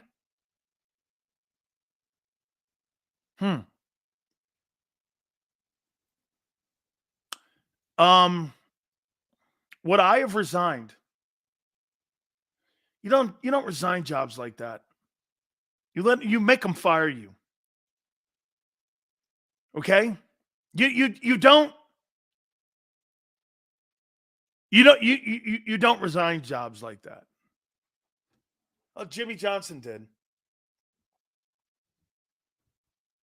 He did. You fight.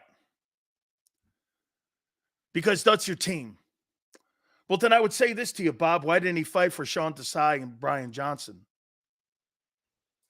I'm with you, Flex, and I'm not quitting. I'm not quitting on shit. You're right. But you have to know you can't win. And no matter what he does, he's in a no-win situation. And Anthony's like, hey, folks on death row have a chance. I'm not quitting on shit. Fight to the death. But I must stress, don't go to any. Thank you. You do it if you're a stand-up person and a man. I don't believe there's a wrong answer here. Because Nick didn't hire him. So you don't fight for people that are on your coaching staff when you know you're going along with it. So you don't show leadership. Hey, look. The football players have to do that. And I'll give you an example of what you're saying here. So what if you put a guy in the locker room who doesn't have values you have and you don't really like him, but you know he's a good player and yet you know you need him to win, but the guy's kind of an asshole. Would you play with him? I would. That doesn't mean we have to be best friends. Am I going to get his back because we're on the same team? Yeah. Am I going to fight for him? Yeah, because he's fighting for something I'm fighting for. That's to win a championship. Now, am I going to be buddies with him off the field? Go out to dinner? Go to the same place as he? No. But if you're fighting for something like that, and you're in the room fighting together, don't you want to back each other? No matter who puts them in the room. Players get players put in the locker room all the time. Like that, right? Let me throw this at you here with something that went on with Robert Saleh, and I want to kind of tie it into Nick and to the owner when Jeffrey Lurie was talking the other day, and he was talking about his conversation with Nick and what led to him being the head coach of the Eagles and why they decided to stay with him. So Robert Saleh supposedly, and I got this from Craig Carton, and Craig happens to know Woody Johnson very well. They're really good friends. He happens to know the Mets owner as well. And this is what Craig was hinting to me last night. There was an argument on Monday between the head coach, Robert Saleh, and between Woody Johnson, the owner of the New York Jets. And you tell me who's right or wrong here. And I want to tie this in to Nick Sirianni and how he went along with the coordinators being pushed on him. Prince, why wouldn't I be on tomorrow? Oh, Good Friday. I'm on. So here's what Craig is saying. Woody Johnson came out and said this about Zach Wilson on Monday. You know, next year, Zach Wilson could be the starting quarterback of the New York Jets next year if everything works right. He could be the next head. He could be the next head of our offense. Zach Wilson could be the quarterback. Well, they had just signed Tyrod Taylor, and Aaron Rodgers has made it very clear he wants to play next year. And so Robert Saleh, what I'm being told, went up to Woody on Tuesday and told him, dude, why would you tell people that Zach Wilson is going to be our starting quarterback next year when we have no hey, Xander, can you call Coach Switzer? He's calling me now. This is turning into a train wreck a little bit here. Okay. So let me put this down here. And so hey, all I would say is if you're Woody, do you have a right to tell your head coach and say that? Okay? Okay. Guys, I apologize. I'm going to take a timeout for the last time here. Okay? I'm going to call Coach Switzer back, and let's see if we can get him on. Let's take a quick timeout. Keep it here, National Football Show. Underdog Fantasy is the easiest place to play fantasy sports, and certainly the easiest when you're watching the NBA. And the NBA playoffs are almost here, and you can win money making picks. What are you waiting for? Sign up on UnderdogFantasy.com and use the promo code WIN. An Underdog will double your first deposit up to $100. That's UnderdogFantasy.com. Use the promo code WIN.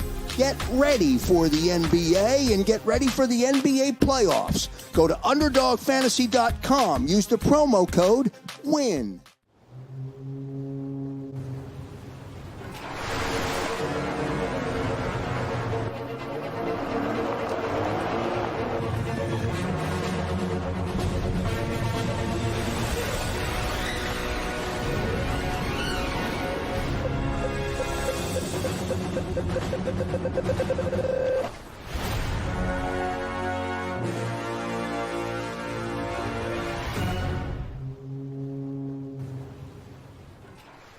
Philadelphia fans were cut from a different cloth. Born into a brotherhood and bonded to our team for life. We believe anything is possible because we've witnessed the impossible. While we may be from different neighborhoods, come Sunday, we are one, and we will be heard. Pondley Hockey, official partner of the Philadelphia Eagles. Hi everybody, my name's Jason Lombardi. I'm an inspector at DryTech. At DryTech we offer three major services, the first one being basement waterproofing. The second service we offer is foundation and structural repairs. And then the third service that we offer is mold remediation.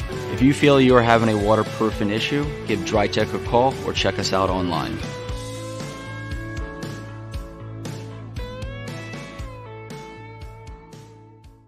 Mike Little was a union construction worker who was badly injured when he suffered a horrific fall because of someone's negligence. His life would change forever. It was just a real downward spiral with everything. Everything you do, and you're sitting home by yourself all day. You can't go out because you can't drive, you can't walk well. It was just a horrible situation. Call Brian Fritz at the Fritz & Beyond Cooley Law Firm at 215-548-2222. EAGLES, Eagles.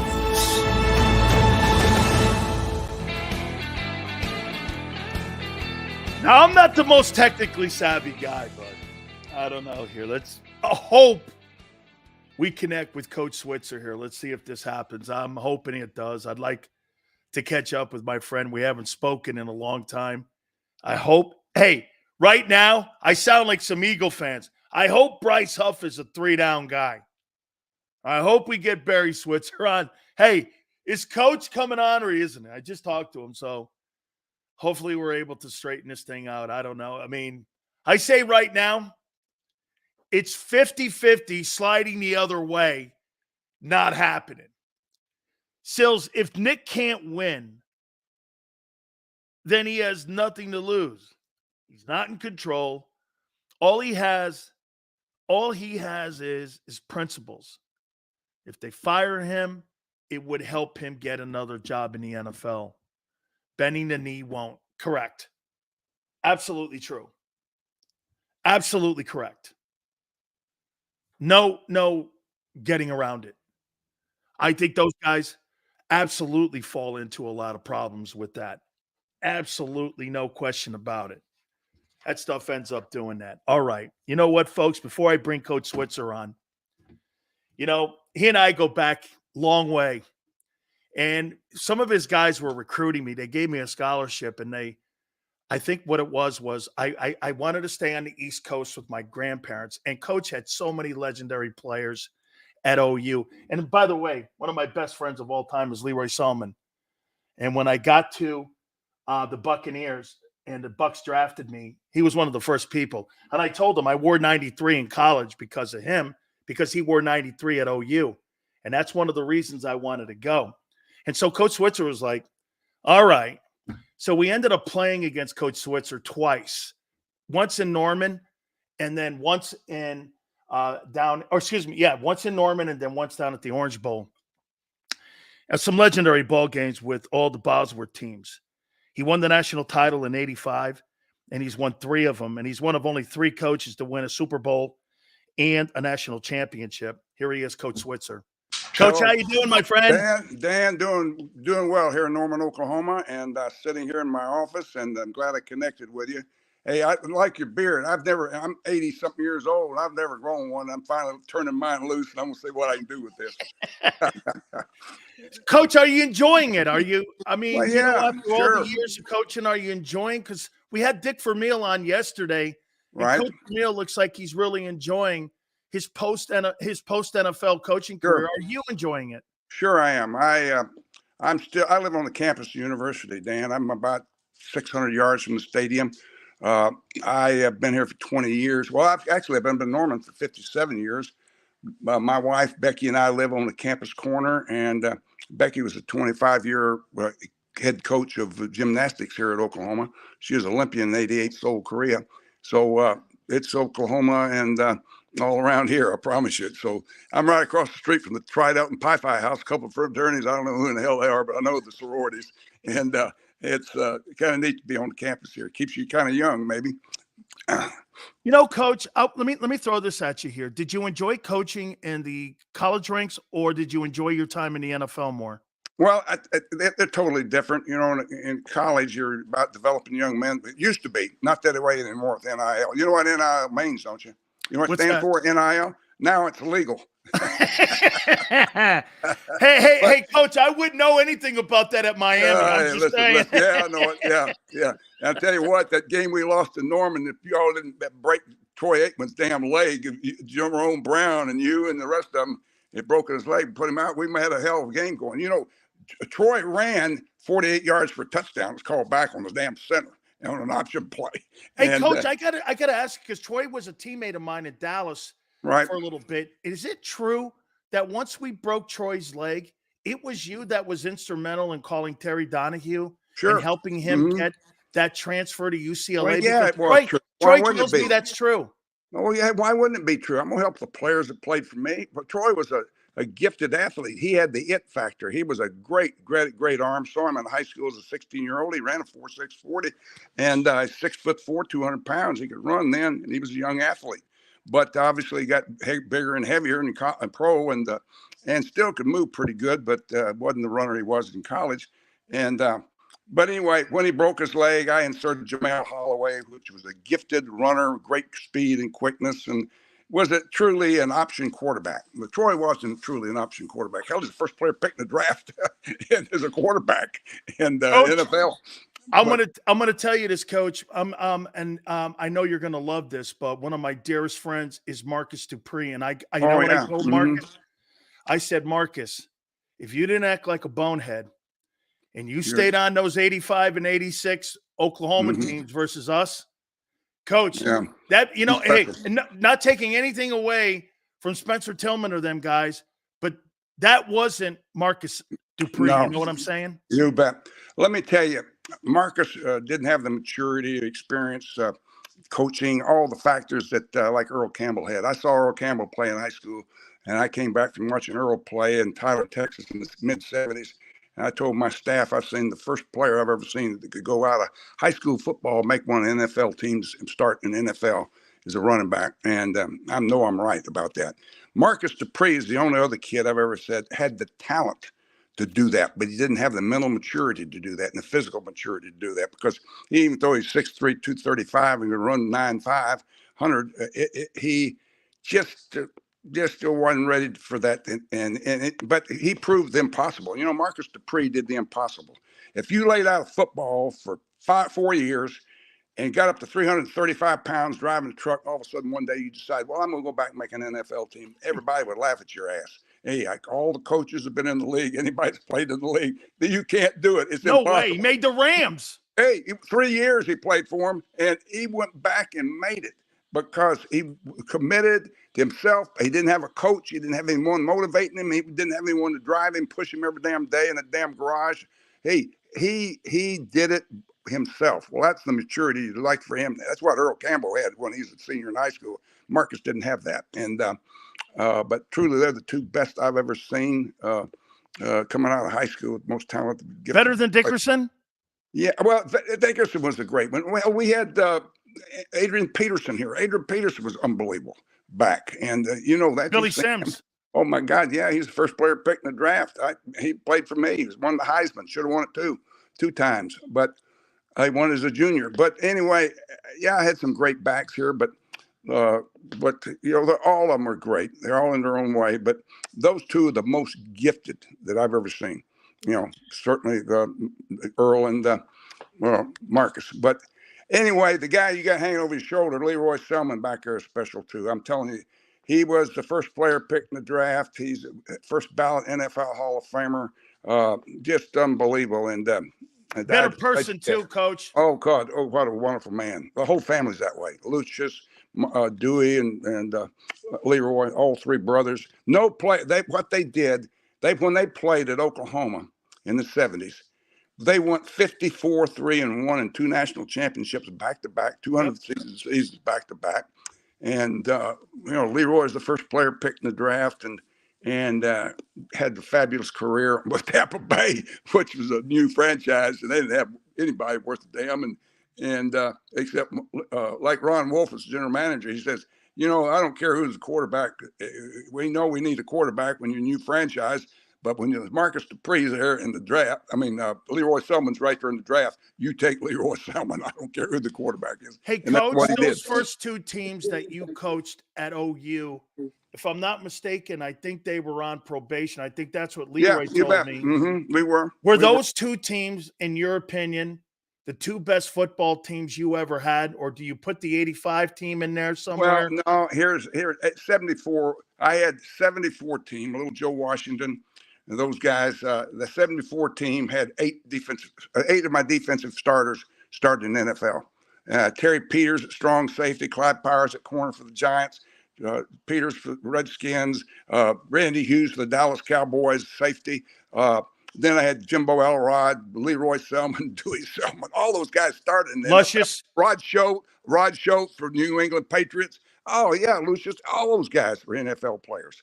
And it's just that we were so deep and talented back then. And, I was getting all the good players. I was recruiting black quarterbacks in 72 when no one else was recruiting a black player.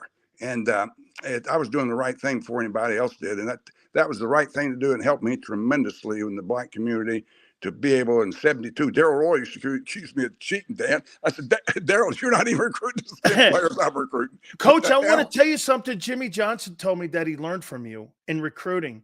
And this is why back in the 80s and 70s, like you said, Lou Holtz and all those guys, they're not going to go down into Belle Glades, Liberty City, and Overtown and recruit those guys. You walk in there, and he said, you know what Barry would do? There'd be dirt on the ground, grass on the roof, potbelly stove. He'd walk in there and say, I'm going to change this here for you, and your kid's going to come to Oklahoma. And that's how we started getting all the players that really didn't have other opportunities. And that's why Miami built that program up even more, is because that's how we took a page from how you recruited. Well, that's nice you say that. I think, obviously y'all recruited some great talent there. You had good talent. Your quarterback was good. You threw the ball, made big plays there. But, we were a run team, option game. It's kind of hard to get behind it, to rely on the passing game to try to get you back in it. So we were ball control and score and play great defense is how we won. But, and you said a while ago, asked me the difference between pro football and college football. The college game is about developing young men for the next 40, 50, 60 years of living and making them helping them be a better product for them and their families for the rest of their life, to have the, kind of life coaches want them to have. I was close to my players. I had great relationships with them. I ended up having that at the Cowboys too, because I did a lot of one-on-one with my players. I always did that in college and with players in pro football. You only got 53 of them, so you had time to get it done. So I really established myself with a lot of guys that I really care about, and they call me today from pro football. That doesn't happen very many times, that guys that played pro football check with their old football coach. The college, when you recruit a kid at 17, 18 years old, you got him for life. He's yours. But pro football is not that way. But I've had a great relationship with a lot of guys. The one thing I regret about the Cowboys is Troy Aikman and I didn't have the relationship. But even though Troy played for me, I recruited Troy, and I did help him get to Terry Donahue. He gave me 3 schools he wanted to go to, and that was, he said, I consider Stanford, Arizona State. John Cooper was there, and he had been to Tulsa, and he knew what Troy Aikman was. I didn't have to convince him to take Troy Aikman. Yeah, he said he wanted him immediately. And but Terry thought most people, coaches don't want to recruit, take someone's transfer or someone, because they got academic problems. They got disciplinary problems. They got a lot of dirty laundry. They don't want to hang out and dry or wash for someone else. So what happens is that I said, Terry, wait a minute. I'm telling you, this guy will be a first-round pick as a quarterback. The guy is a talent. I didn't know he was going to be the first player picked, but this guy is exceptional. He's got the it factor, and you need to. Terry sent a coach here, which is illegal, to work his ass out. And he worked him out, and he called back and said, we got Terry O'Donoghue or whatever the hell, Terry, Terry Donahue. Yeah, no, not Terry, but we got the quarterback, the old Pittsburgh quarterback, Terry Bradshaw, throw rockets and all. He said, this guy's special. And so they took him, and hell, he was special. Hey, Coach, tell me if this was Larry Lacewell told me this story about you walking into Jerry's office And the first thing you did after they fired I want to know Jimmy, where both of them were. I want to get you to went both like asses. this. Mm-hmm. Hey, what the F have you done? Yeah. Where's Yeah. Jimmy? Yeah.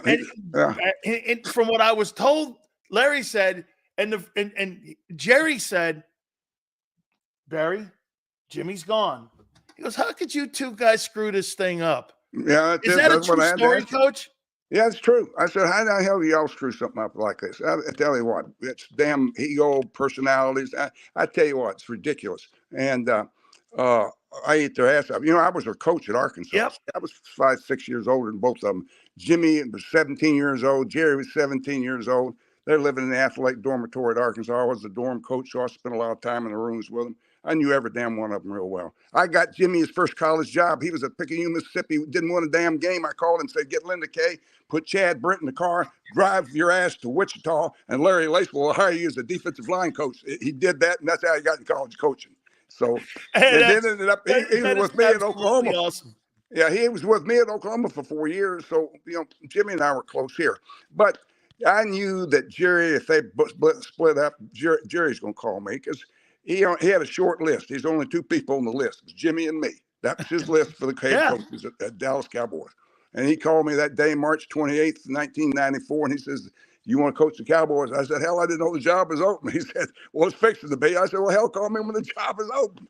So a day later, he called. He says, come to Dallas, and that was my interview. Hey, Coach, let me ask you this. One of the things that I missed the most about what got me hooked on college football was you and those rivalries with Tom Osborne. I mean, is that one of the things and some of the things that today's college misses when we don't have, because of money and TV? Sure. Coach, we don't have Texas A&M, Texas. We don't have OU, Nebraska. Well, those used to be centerpiece games on Thanksgiving. Well, we were, you know, in that era back in the 70s and 80s, Oklahoma, Nebraska, and Miami were those dominant teams during that period of time. And we were the contenders every year for the national championship. We were ranked 1 or 2 all year long, most of them. I lost the 78 national championship up to Lincoln. We fumbled 9 times, lost 6 of those damn things, only got beat 17-14. And that's the year Billy Sims won the Heisman. And he makes a great run to get to the 2-yard line and fumbles the ball, gets knocked out of his arms at the 2, and that ended. They got the ball, and hell, that ended our drive. And a minute to go in the game, we were going to win the national champ, beat their ass there. But we got to play them in the Orange Bowl. We didn't lose a fumble in the Orange Bowl. We had them 31-10 going in the 4th quarter. We didn't beat ourselves, and but they counted. We beat ourselves. It was terrible. But Miami, Oklahoma, and Nebraska were the teams of the 70s and 80s, and of course, Tom dominated the 90s. And I left and gone. I was with the Cowboys in the mid-90s. But, yeah, it was a great run. I had a great run, and Tom had a great one. Jimmy had a great one. And it's amazing how close we all were. You mentioned Laceville. Well, we were all together. I loved it, the Cowboys. Jerry, Jimmy, and Steven, and me, and Lace. Hey, we had a great time in our careers together because we all coached. Hey, Coach, how much did you take? Because I asked Coach Johnson this about Frank Broyles, because he said that, and I think Jimmy got a little bit of what Coach Broyles, is this true? The former Arkansas coach who won the national title, and you were up there coaching with him. Is it true that he was kind of a delegator and not really a coach that was? Well, he was a coach, position coach. He was a delegator. Well, he let his coaches coach. You hire coaches to coach, don't you? Yeah. I mean, you get 10 coaches out there. What do you want to do? Coach every damn position? You don't have time to coach all the damn positions. You brought coaches in to coach. You let them coach. Frank Broyles did that. I let my coaches coach. I didn't. If I had anything I needed to say, I talked to them in constructive criticism. I didn't do it in front of a coach or the players' ass and eat their ass out and show time and do it in front of fans or whoever's out there. I kept people to the side, player and a coach. But we all do it different ways, and that's we all have different style of doing things. And mine was that approach. And I would have bust my ass for coaches that complimented me and recognized I gave second effort. But by God, I'm going to go back and bust my ass again. Coaches that eat my ass out for doing mistakes. Why don't you tell me when I do something good instead of just when I make a mistake? Ass out. But hey, Coach, I'll tell you what Jimmy used to tell us. I think this goes back to maybe with you too, because he used to tell us this, and I used to sit there and he'd look at me and Jerome Brown, and he'd sit there and go, Dad, he'd be in our ass. And I go, why are you on my ass all the time? And Coach goes, worry when I'm not. Yeah. No, bullshit. Hey, listen, he knew he'd get away with it with you because you'd keep your mouth. Jerome might whip his ass, when I went into the league, when I was in the league, Jerome came in, he was the best defensive tackle in the damn league. Without a doubt, with Philadelphia Eagles, because we're here in the same conference we're in. And I'm looking at film of this dude, and I said, God almighty, he come right out of college, and he's the best damn thing in the league right now. Oh, and that's when they had Warren Sapp and all those guys. They were really great, talented team. Absolutely. Yep. Coach, do you like today's college football with the nil? Hell no, it's terrible. Now it's legal. You just, it's all about how much money you're going to get. I don't know if Oklahoma can beat Texas anymore. Texas can raise more money than University of Oklahoma. We got 3 million people in the state. They got 35 million. There's more corporations and supporters and people that follow that program than we'll ever have. And, it's just, it's not about kids used to go to school to get an education. And they knew they're going to redshirt and be there 4 or 5 years. And their parents knew that too. Now it's how much money am I going to get? How much you going to pay me? If they don't play the first damn year there, their asses in the portal and they're 18 years old, make a decision like that. It ain't about education anymore. It's just, we're just a little offspring of the pro game right now.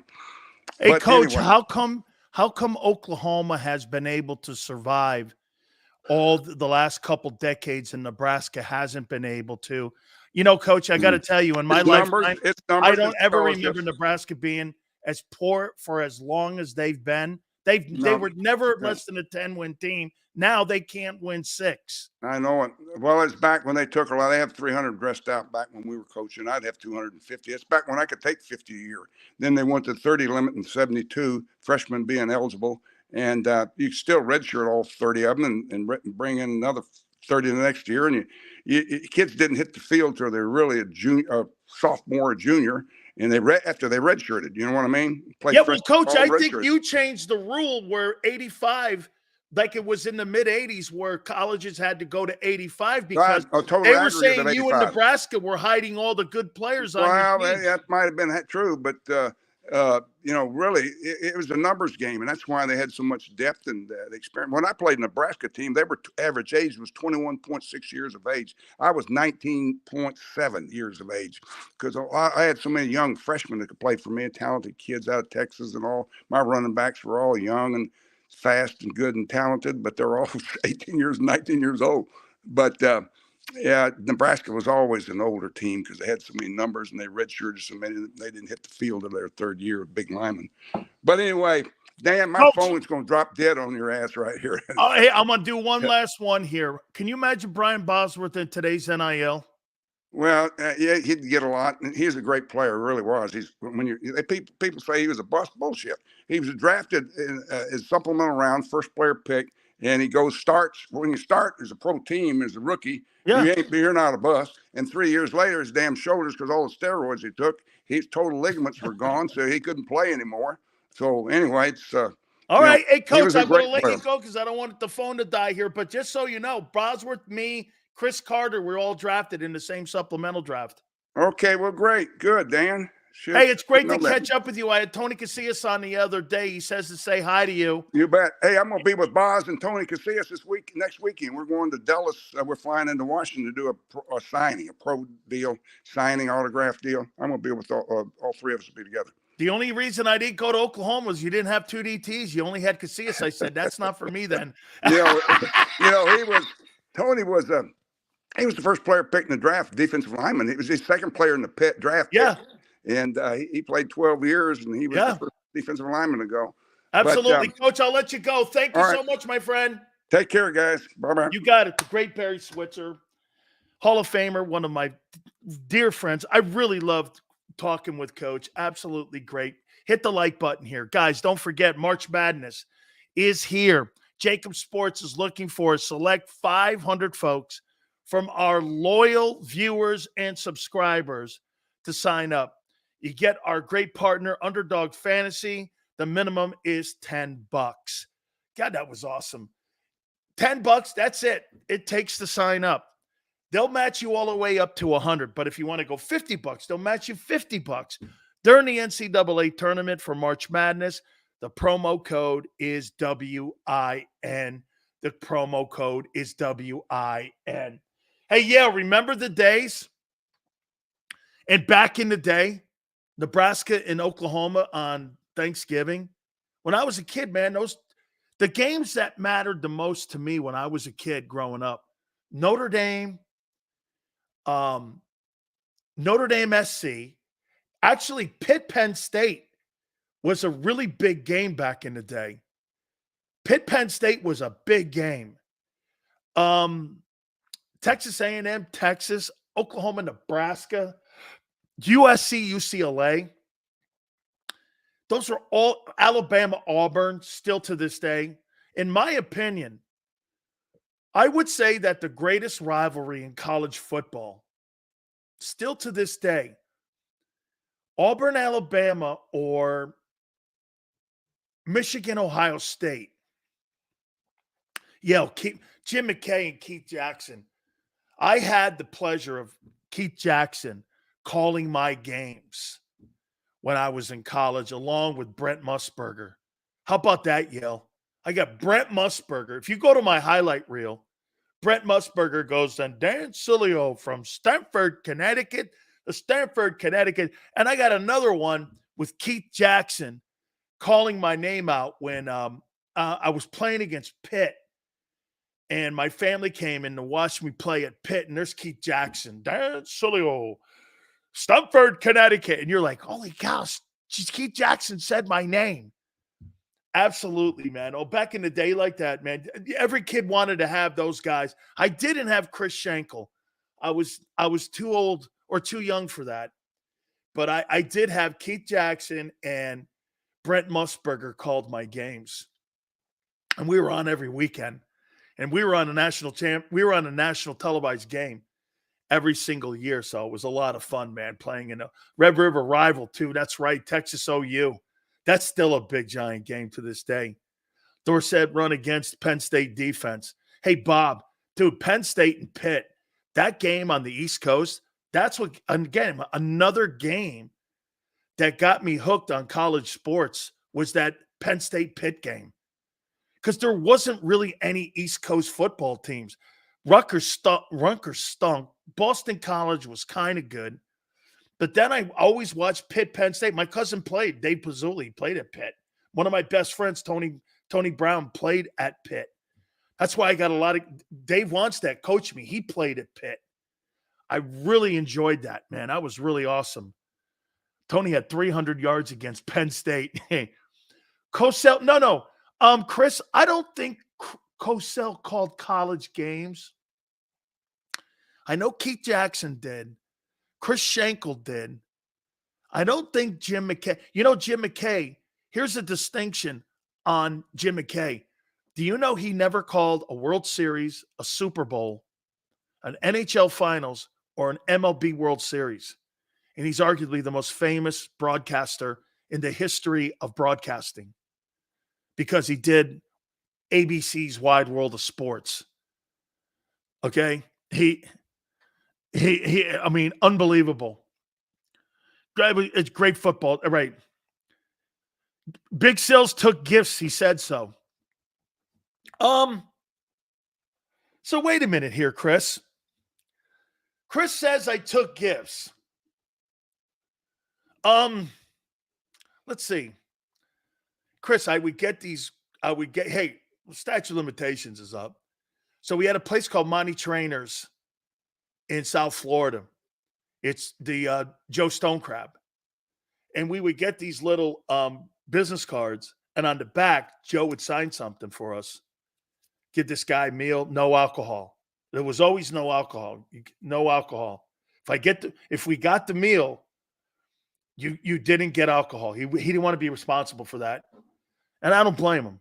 So there was no alcohol. So you'd go in all you can eat at Joe Stone Crab House. And I had a stack of these cards. And we would gamble these things like they were chips in a casino, and we would play hands of Tonk, or we would play spades, and we would gamble these cards. I'm not kidding. I mean, they went through hands and I parked cars for a place called the Taurus Room and Dave Green. Dave owned the Remax down in South Florida. So for about 30 minutes of parking cars at the tourist room, I got about $800 a week in cash. So I got $800 and I'm parking cars for like 30 minutes. This was like every week, or whenever I wanted to work, I needed money. I'd go down there for like a half hour, 40 minutes, and they would give me like $800. Sometimes I get $1,000. I think Jerome had a credit card from the guy. Jerome loved him. We had great deals with the car dealership guys. They go, hey, you want to use a car this weekend? Yeah, okay, I'm going down to the Keys. Sure, here's a car. Here's the keys.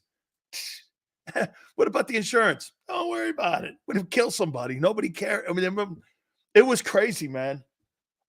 Yeah. Kirk Gowdy didn't call any of my games. The old Cowboy, I don't think he did. Okay. Seals, you ever play roulette or craps? Craps. Tootsies, thank you. Seals got paid underneath the table during college. Tell the people. Yeah. About $35,000 a year. Yeah. And I drove a Corvette. And? What's your problem? Nah, yeah, we couldn't go to the one thing they made sure you know what the strip clubs were doing in South Florida for the Canes players? They would turn us away because they didn't want us to get in trouble. No. Sileo, you're not coming in here.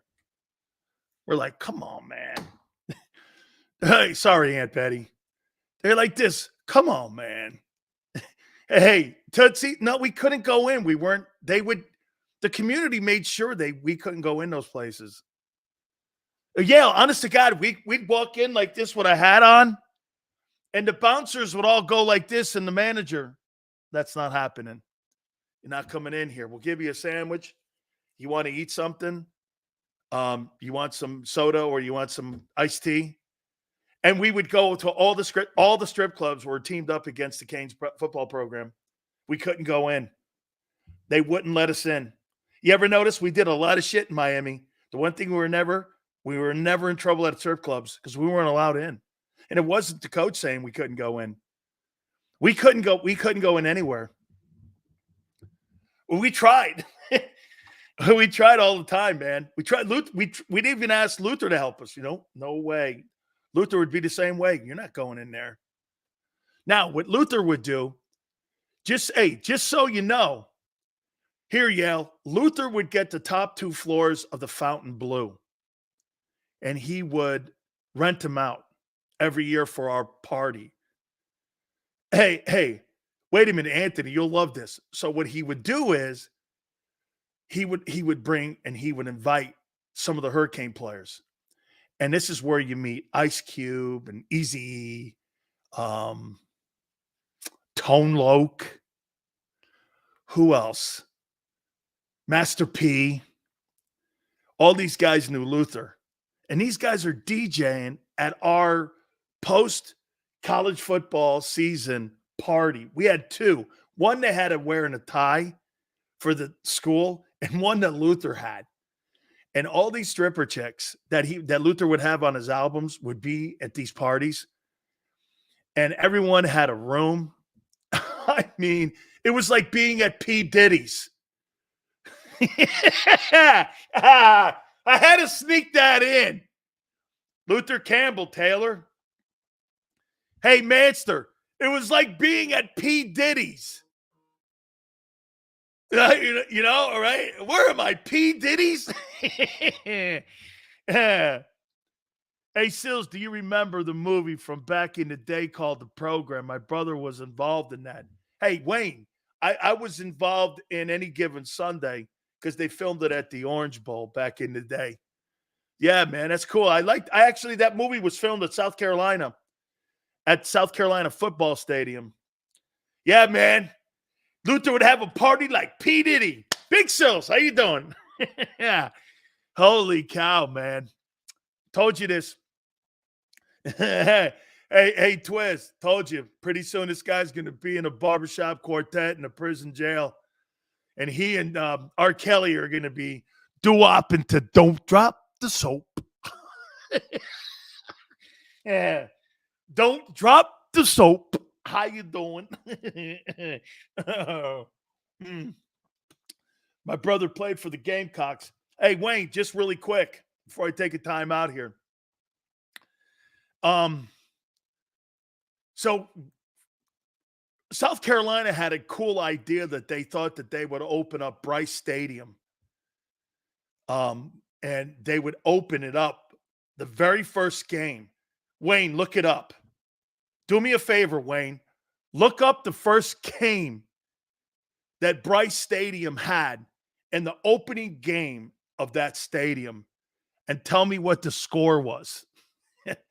They thought it would be a great idea to open that thing with us. And we went like this. Bad move, French fry. Bad move. We went in there and we ripped them a new one. You know, I think they had, what's his name's brother was on that team. Honeycombs, thank you.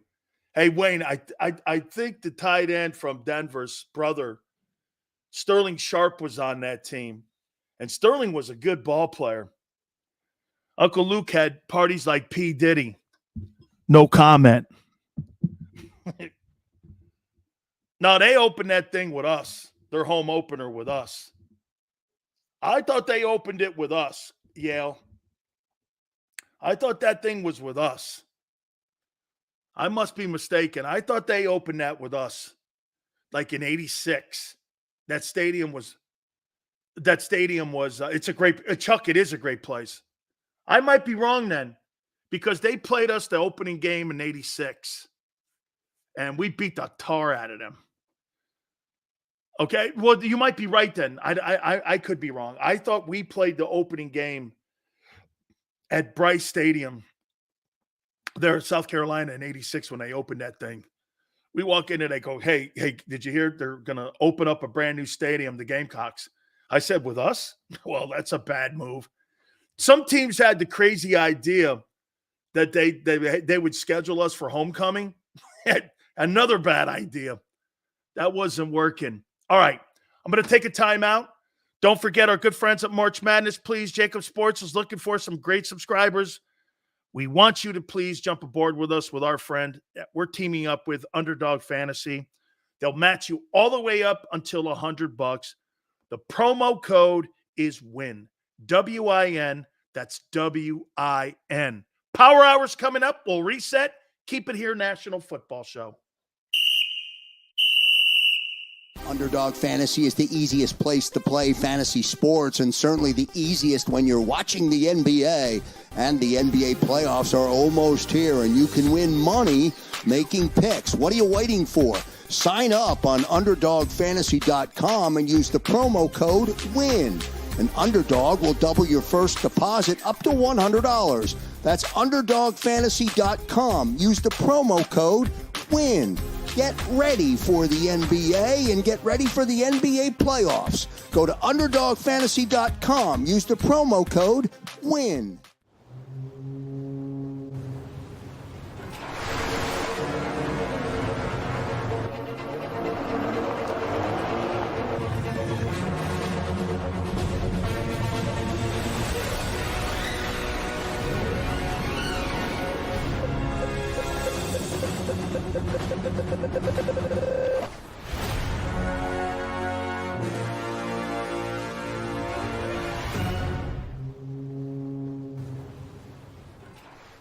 Philadelphia fans, were cut from a different cloth. Born into a brotherhood and bonded to our team for life. We believe anything is possible because we've witnessed the impossible.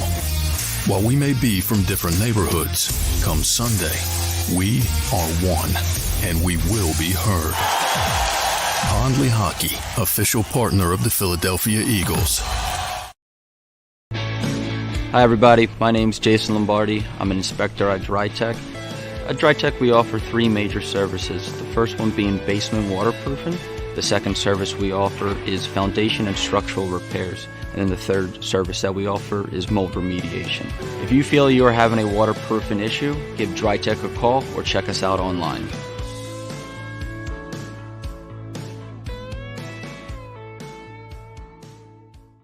Mike Little was a union construction worker who was badly injured when he suffered a horrific fall because of someone's negligence. His life would change forever. It was just a real downward spiral with everything. Everything you do, and you're sitting home by yourself all day. You can't go out because you can't drive, you can't walk well. It was just a horrible situation. Call Brian Fritz at the Fritz and Beyond Cooley Law Firm at 215-548-2222. EAGLES. Eagles.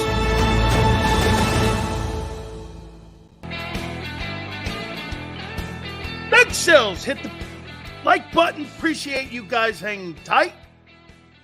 I love the off season.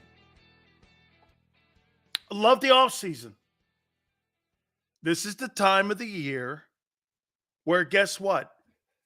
Casual fans, they wait for the draft, but the hardcore fans and the people that know football is made now, like Keith Byers said, you build your championship team today.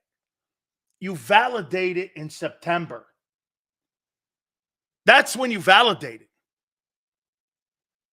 All the moves Philly is making, other teams.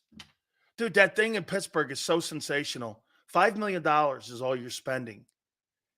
And you have Justin Fields and you have Russell Wilson.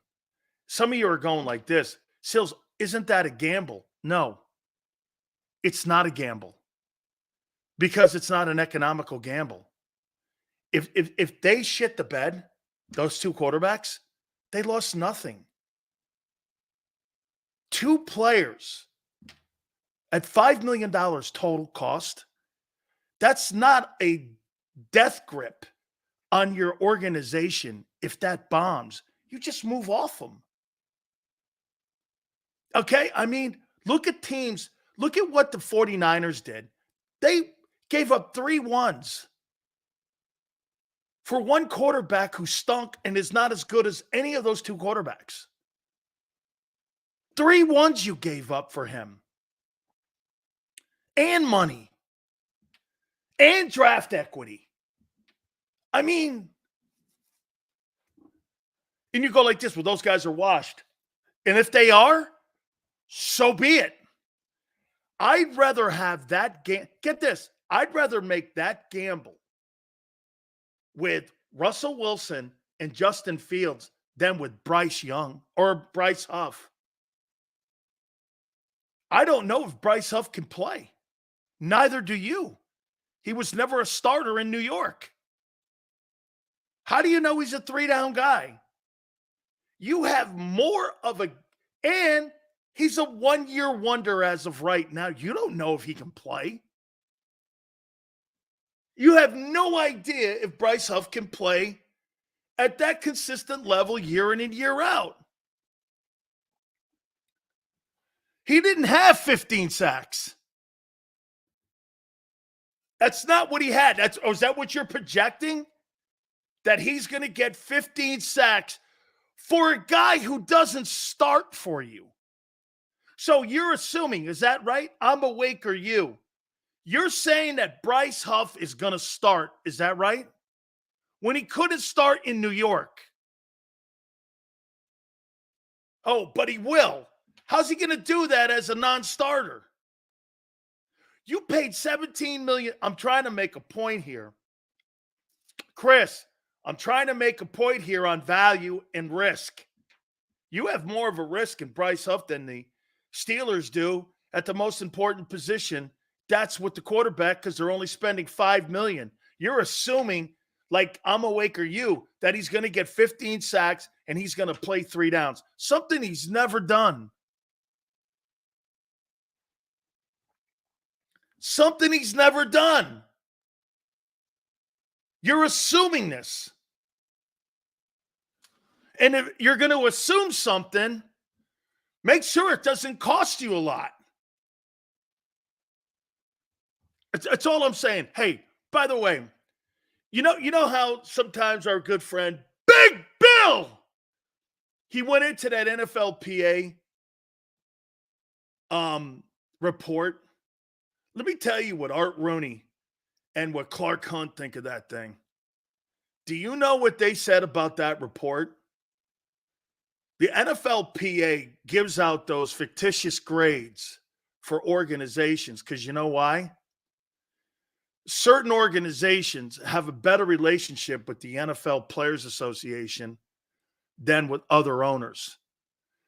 It's well known that the Hunt family does not respect the NFL Players Association, and it's well known that Art Rooney doesn't believe that the Players Association does the right thing for the players and thinks that they take a knee and don't protect them enough. And they both organizations think the NFLPA is a joke. And so why would they give them good grades? And albeit the Steelers are the winningest franchise in the Super Bowl era, and the Chiefs are the reigning dominant team, and they give those guys poor grades, both of them. So Art Rooney said this, it's just a propaganda tool for the media to go after certain organizations that are winning organizations because we don't have a great relationship with the NFLPA. It's not valid. I mean, they don't how the Steelers and the Chiefs think that thing is a joke. And you know what's funny?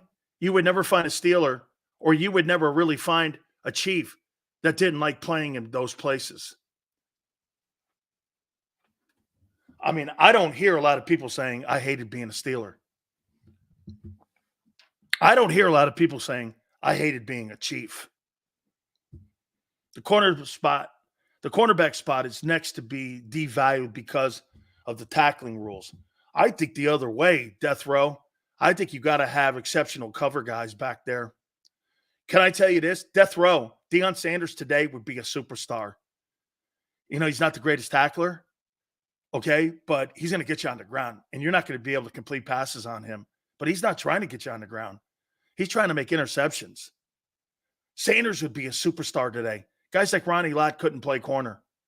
Darrelle Revis, I'm not sure. Wasn't superstar fast. Dan, you're right. You guys opened the season ranked third and gave South Carolina a whooping, 34-14. That was the opening game. Yeah, we went in. I got 2 sacks on Todd. Hey, Wayne. Todd Ellis? Why does that name come up? I had 2 sacks in that game. Todd Ellis, we played Florida the next week. We played South Carolina, then we played Florida. See, back then you didn't play dogs, Little Sisters of the Poor, or Chattanooga. We didn't play any of them teams. Chattanooga or like Alabama State. We didn't play any of that shitty stuff. I would not play. That's not for me. Okay. And we went South Carolina, Florida. Then we played Oklahoma. I think then we played Notre Dame. Then we played Florida State. Something like that. It's crazy. We play a big game every week. We're always on TV. That's why. Nobody plays like schedules like that anymore. Nobody. Yeah, I think we played top-ranked teams almost like 8 of the 11 games. It's crazy. They just don't do that anymore. Absolutely. Hey, hey, that report, the Eagles get an A+ for great ham sandwiches. Wonderful. Hey, they got a nice parking lot. How stupid can you be to believe something like that is relevant to winning games? Okay? How would you think that that's even remotely relevant to winning games? Todd Ellis is correct and Sterling Sharp, right? Hey, isn't Todd Ellis part of the broadcast team for South Carolina? I actually like Todd. He's a good dude, man. He was. Yeah, we beat that team up pretty good. Gamecocks were sold out too. You know that guy Morrison, Wayne, played with Andy Robustelli with the New York Giants. He was the head coach of your team. He passed away, and I knew him, and he played with my uncle with the New York Giants back in the day. Yeah. Just so you know. All right. I want to revisit something from earlier. And you guys accused me of being too soft on the Eagles in the first hour. And I took offense to that. Because the one thing you'll never see is Sills being P. Diddy soft. I don't know why that's working into my vocabulary. I'm sorry. Okay? I think so. And your friend Larry Lacewell recruited my brother over at Arkansas State and played linebacker every game. Okay? You really were charming ultra soft. See, Xander knows not to do this. You know, now I know why. See, producers sometimes are the worst human beings on the planet. And this is why I've been fired at multiple places. Because I've had people lead me down into the dark hole known as Big Sillsville. You really were charming ultra soft today. Well, I'm going to give you guys a lesson in broadcasting.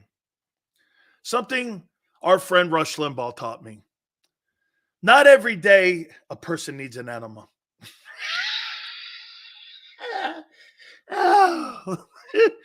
Hey, not every day do you need an enema. I'm just trying to be, I don't want to have to give you an enema every day. Do I have to? I ran out of rubber gloves on Nick. I'm done with it. I want a free day of not having to wear rubber gloves. Can I please have one day with no rubber gloves? That's all I'm asking. Okay? Ultra soft. Okay. There's enough shit in the chat. Yeah, that's pretty funny. All right. I want to go back to these comments that we made earlier. Eagles. To get back to your NFC championship. Put the rubber gloves on. All right. Come on, man. You don't really believe that Jalen Hurts is going to play MVP football this year, do you? Come on. He's not going to.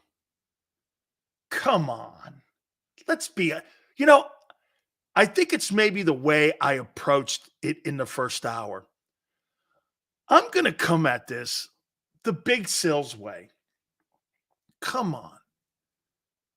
You don't really believe Jalen Hurts is going to play MVP football this year, do you? I could see James already going, oh, God, no. I have nothing to post. Right?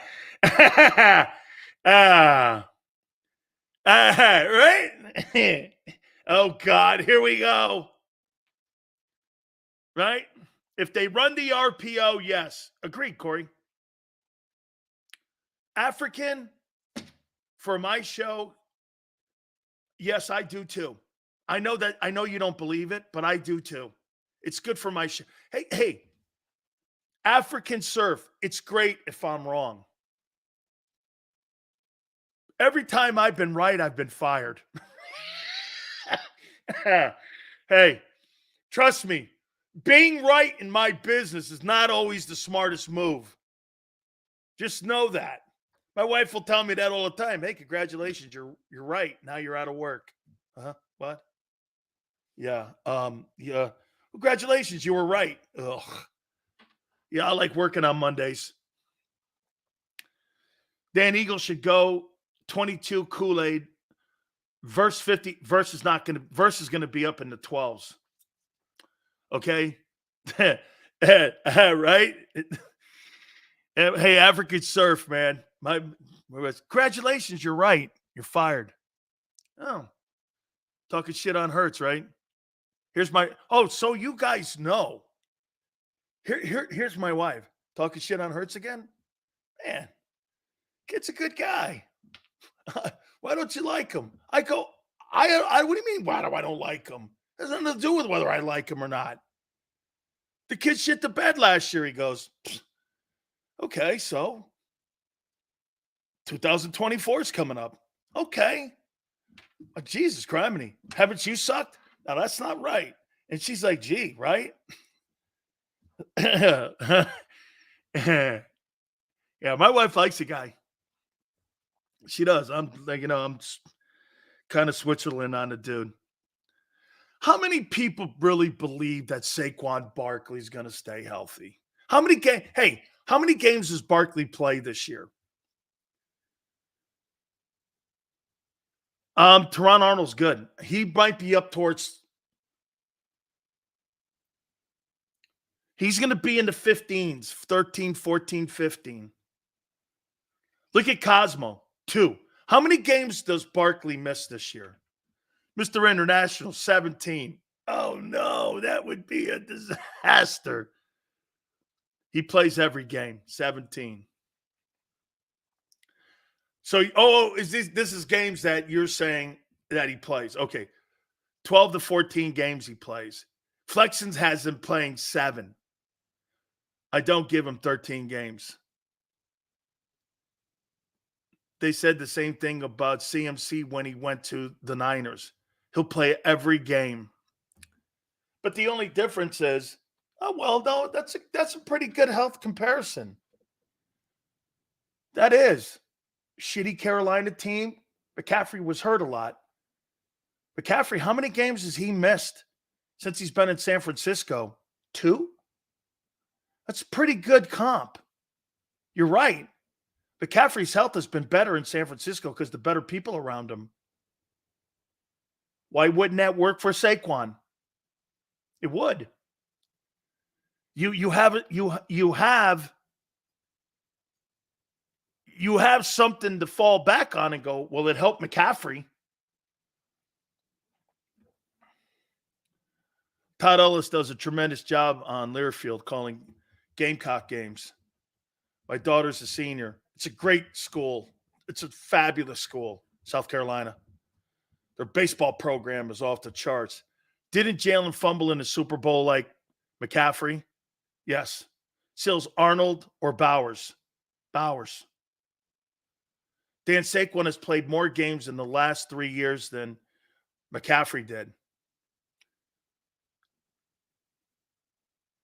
Okay.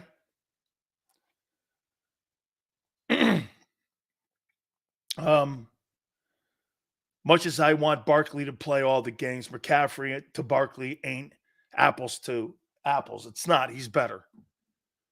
Okay. Hey, how did Miami not let you degenerates into the club? Dirty D. It still remains today one of the biggest myths why we weren't allowed in the strip clubs, and it was the strip club owners that wouldn't let us in. We were allowed everywhere else. Restaurants. I didn't pay for a meal 3 years down there. I didn't pay for anything. I didn't pay for hotel rooms. I didn't pay for rent. I didn't pay for electricity. I didn't pay for cars. I didn't pay for anything. It was one of the greatest experiences of I've never seen anything like it. We were treated better than the Dolphins. It's totally true. Jerome had credit cards. I didn't have credit cards. But some bank gave me a $35,000 loan. This was in 1986. God knows what that money would be calculated today. I had $35,000 in my pocket. I'm not kidding. I had it in a strong box in my dorm room. And I had the rest of it in my pockets when I was like my junior year at Miami. What would $35,000? Sun Bank, this old bank, gave it to me. And yeah, because he was an alumni. Yeah, you're going to be a first rounder. All you got to do is pay this note back. I went in there. Guess who signed the note? Jimmy Johnson. You know what my collateral was? My Lloyd's of London policy. I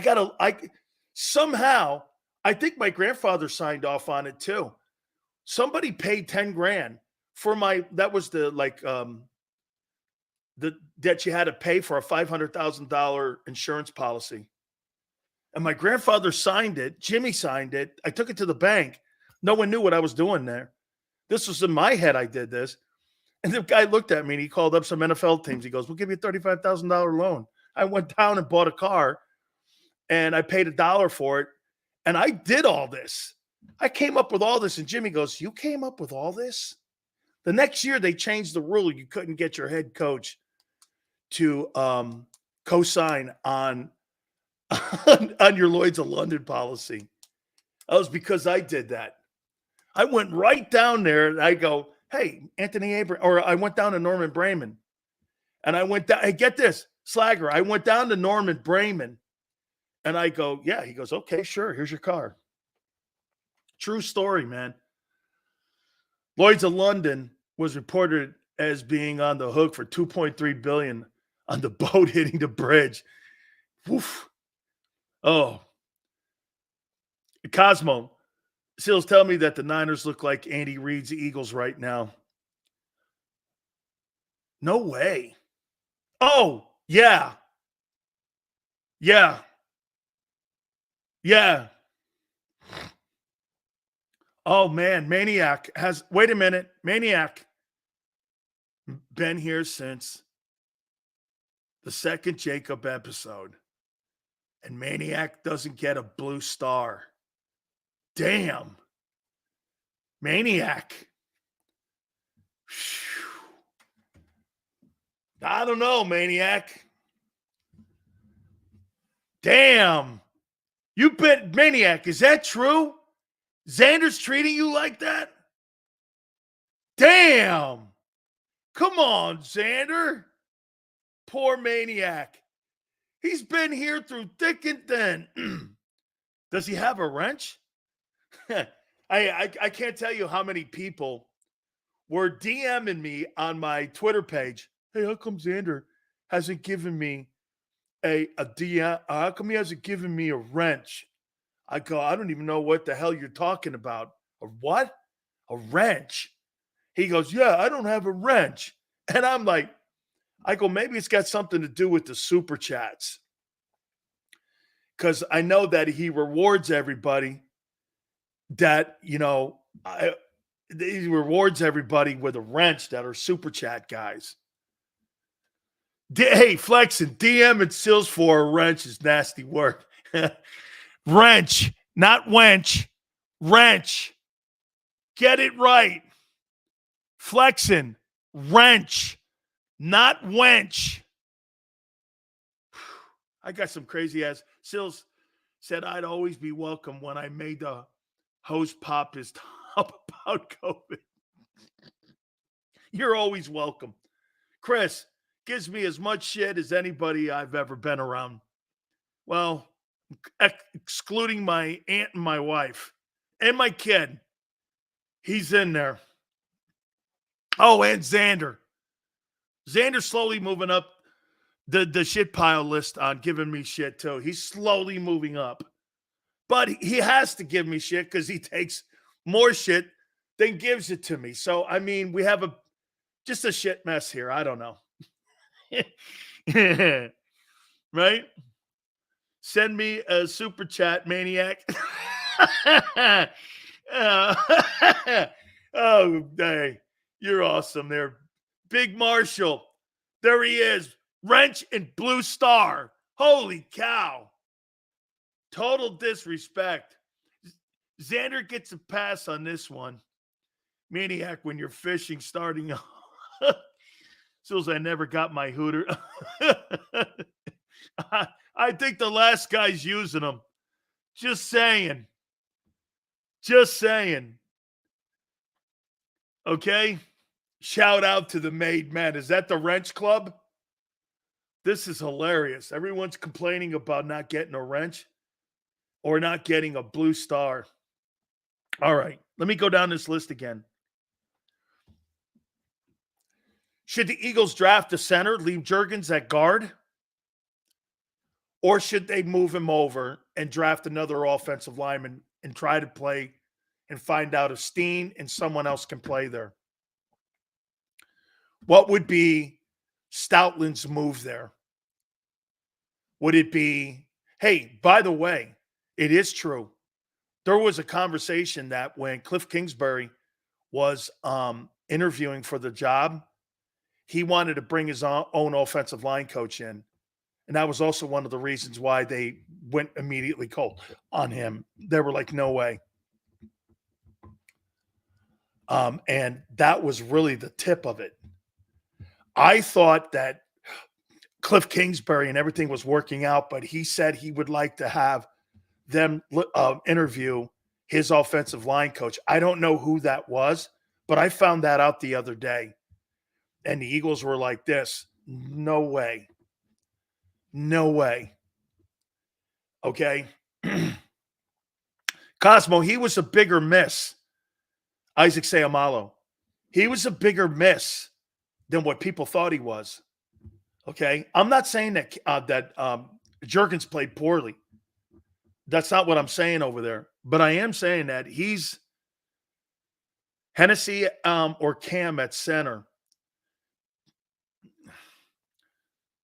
Or do you leave Jurgens at right guard? I don't know. Hey, Hennessy or Cam? Boy, it's really interesting how they brought Hennessy in. Did they bring Hennessy in to be the starter and keep Jurgens at right guard? Hennessy played 17 games for Atlanta, but he was injured, right? Hennessy will be the right guard. I don't think they brought him in for right guard. I think they brought him in for the center spot. I think they're thinking more about him. Hey, whatever, that center position, it can't be a massive drop-off from Kelsey. I'm with you. I'm awake or you. I'm with you. I think Cam plays the center position. Seals, do your AJ Brown impression. What I don't know which one I don't know. I don't want to do any impressions. No. Because every time I do an impression, I get a call. When you start talking about AJ, like, wait, my boy, how come I'm not getting my flowers? Hey, how come I'm not getting my flowers? How come you're not throwing the ball to me? You know, this is my batting ball. This is my sandbox.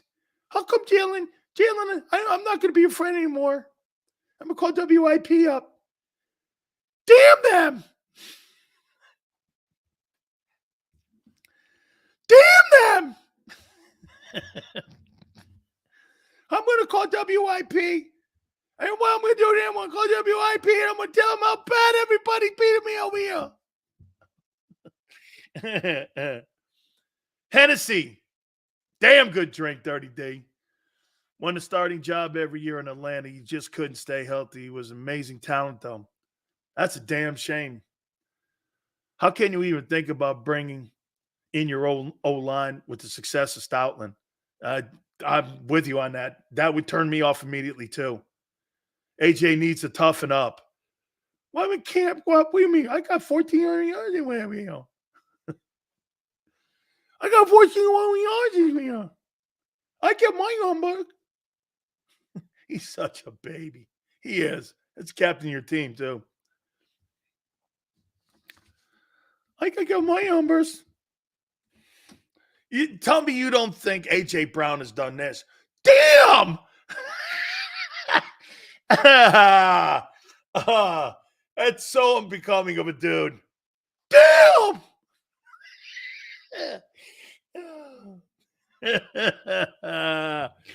Oh, man. Damn! One more season of A.J. Owens, and then we'll be on our way. I'll miss him. Are you kidding me? Like somebody said in here, those fireside chats over on WIP. Well, you know, I gotta tell you, I hate the media, and I hate you, and I hate myself, and I hate everybody. Do you hate the $25 million you're making? What do you got to bring money up into it? Well, you make a lot of money. You're one of the highest paid guys in the league at your position. Why wouldn't we bring it up? Dude, it's public knowledge. You make $25 million a year and you call radio stations going, well, I don't get my targets. I can't stand that shit. You make $25 million, man. Shut up. Take your numbers. Go home. I know you're not too concerned about winning ball games. Don't worry about it. Right? Dan, imagine they draft Jerry Rice Jr. We got to see Jerry Jr. in South Philly. Oh, my God. All those torturous games the 49ers put on you guys. And you see Jerry Rice. Would you welcome Jerry Rice to the link?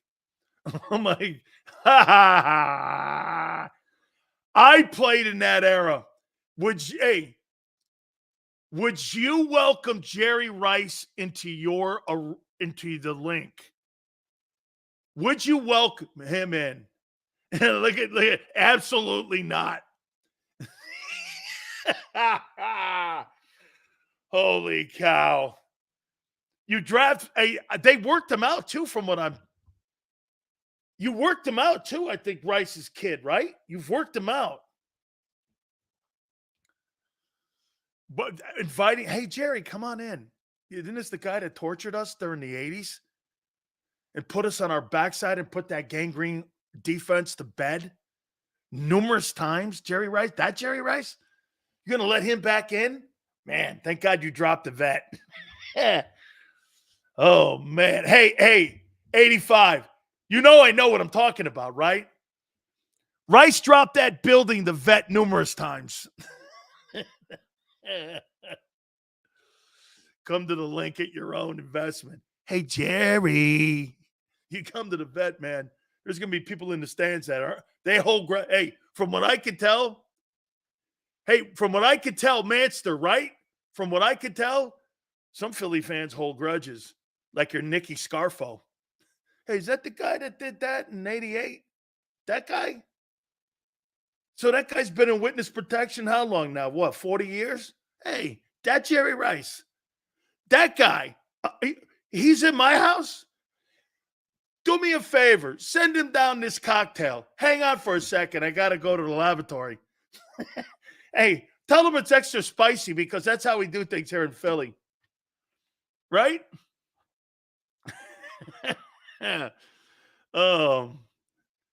There's still a hit on Sam.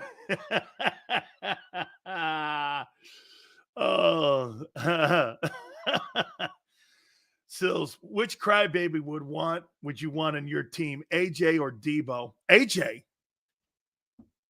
I would want AJ. I don't know. There's something a little softer about Debo. My ankle. Oh, always something with that guy. I don't know. I think Debo has a worse attitude than AJ. AJ's harmless. Hey, honest to God, AJ Brown is harmless. It's harmless stuff. It's not anything. It's actually easy to make fun of him. He's just, I mean, the calling of a radio station is so soft, though.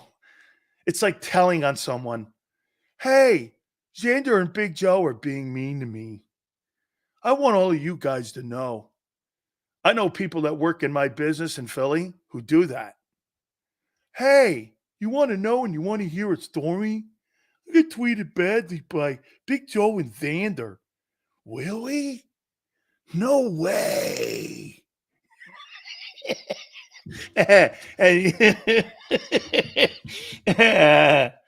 It's quite hilarious to see grown men act like that.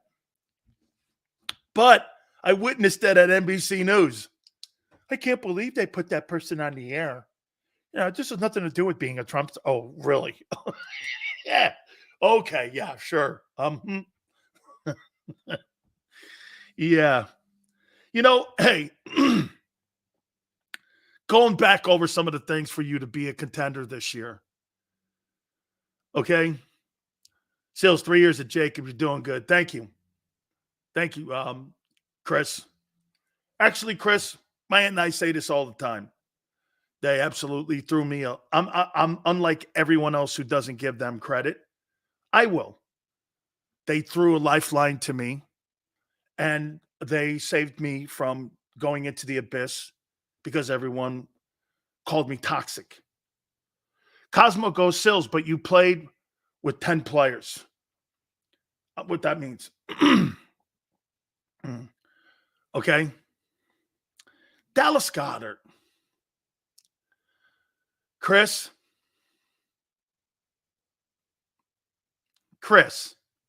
now you're sounding like Sauce Gardner. Please, Chris. And you guys want to talk? But on to me. I'd be canceled. YouTube, you know what? Xander, don't ever work on that. Don't ever work on any of the voices coming on the program. Not at what just happened there with was that thing taken down?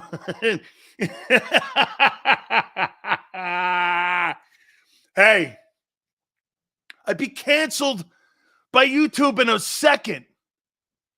Best behavior. Oh, yeah. Oh, sure, Chris. Hey, Chris, sure. Yeah, me too. That's what program directors used to do to me. Hey, will you be on your best? I'll tell you a story. JAKIB loves big sales, and we got it, man. It's mutual. Hey, so I got this was about 2 years ago. A former program director at one of the radio stations in Philadelphia, because Xander knows this. I was going to go on to do like a couple shows. And the first thing that came back was, all right, we just want to know, everything's going to be okay. And I'm like, okay, what? And they went, we're going to be on our best behavior. What are you asking me? Well, this is the airwaves. And yeah, I know. I've been on them for almost 30 years. Massive success. I know what I'm doing. Yeah, but go ahead and just ask me, are you going to behave? I think this is not in the best interest of me to do this. Yeah, Cosmo goes, what do you mean, Sills? You're humbled. And once they said, are you going to behave? I went, I think we should pass on this. Because it's like Rona McDaniel. I blame her too. Why would you take a job like that when you know that the backlash was going to be like that and they just ripped you to pieces? She's going to get that $600,000 too. That 2-year deal she had, because it was a hostile work environment. She's going to get that money. Okay. She's going to get it because the entire organization went after her. But why would she take that gig? And I learned a lesson like that. I think I told Xander this story before. I had a job in Phoenix for a week. My wife goes, don't take this. It was with iHeart. And my wife goes, don't take this. Please, I'm begging you, don't take this job. You'll be fired by Friday. And I went like this. No way. They flew me in, put me up in Scottsdale. I met the sales team. It was insane great. Everything. So then the Phoenix Coyotes call them because they were on their channel. Then this guy, Martin, who runs all of iHeartRadio, called Phoenix and said, this guy, he's going to get you massive ratings, but you could be on the FCC's most wanted list. And they called me and they go, we'll pay your contract out. And they did. And I said, well, sure.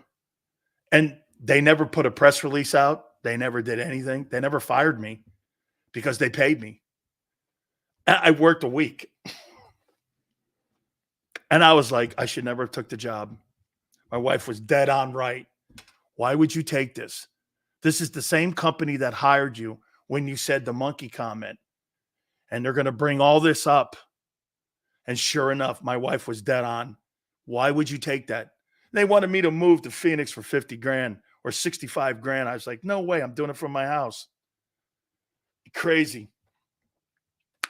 A-Track, Dan Sil's Toxic. Appreciate A-Track being here for 4 hours each and every single day. And thank you very much, my good friend, for being a very loyal follower and viewer to Big Sills. I can't thank you enough. Dan, when you see DDP, ask him about my brother, Dan. You know what? He texted me. I'll show it to you. And he said he couldn't come on today. I was going to try to get Diamond Dallas Page. And Diamond, here are the people that are scheduled. Double check. No numbers. Well, let me take Barry out of there. I don't want you to see his cell phone. Okay, here are the people that are scheduled to come on the program in the next couple days. Not Xander. Diamond Dallas and Kurt Schilling. And those are the guys that are going to be coming on my program in the next couple days. I'm going to get Kurt Schilling on for opening day. Got rained out. Wish you could book Ike Reese. I like Ike. I think Ike does a nice job. I want to see Sills at an Eagles press conference with Howie and Nick. Are you crazy? I'd have to dress up like John McMullen. Yeah. Yeah. I'd have to do that, dude. All right, let me take a time out. Hit the like button. Big Sills. Keep it here, National Football Show. Underdog Fantasy is the easiest place to play fantasy sports, and certainly the easiest when you're watching the NBA. And the NBA playoffs are almost here, and you can win money making picks. What are you waiting for? Sign up on UnderdogFantasy.com and use the promo code WIN. An Underdog will double your first deposit up to $100. That's UnderdogFantasy.com. Use the promo code WIN. Get ready for the NBA and get ready for the NBA playoffs. Go to UnderdogFantasy.com. Use the promo code WIN.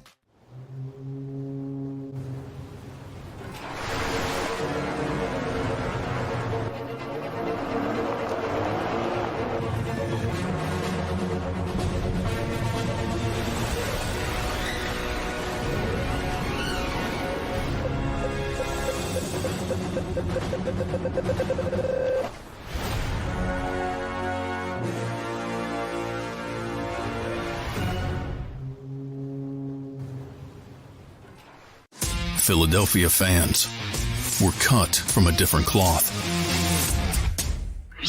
Born into a brotherhood and bonded to our team for life. We believe anything is possible because we've witnessed the impossible. While we may be from different neighborhoods, come Sunday, we are one, and we will be heard. Pondley Hockey, official partner of the Philadelphia Eagles. Hi everybody, my name's Jason Lombardi. I'm an inspector at DryTech. At DryTech we offer three major services, the first one being basement waterproofing. The second service we offer is foundation and structural repairs. And then the third service that we offer is mold remediation. If you feel you are having a waterproofing issue, give DryTech a call or check us out online.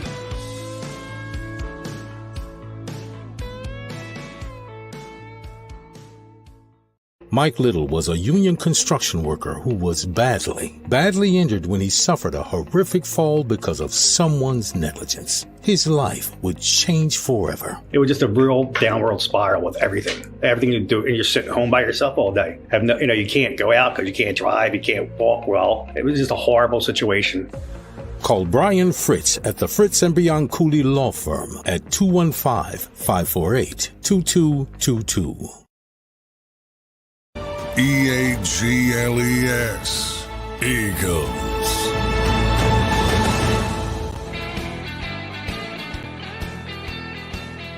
What color should I paint my nails tomorrow? Aqua? And what color would best? How about if I painted?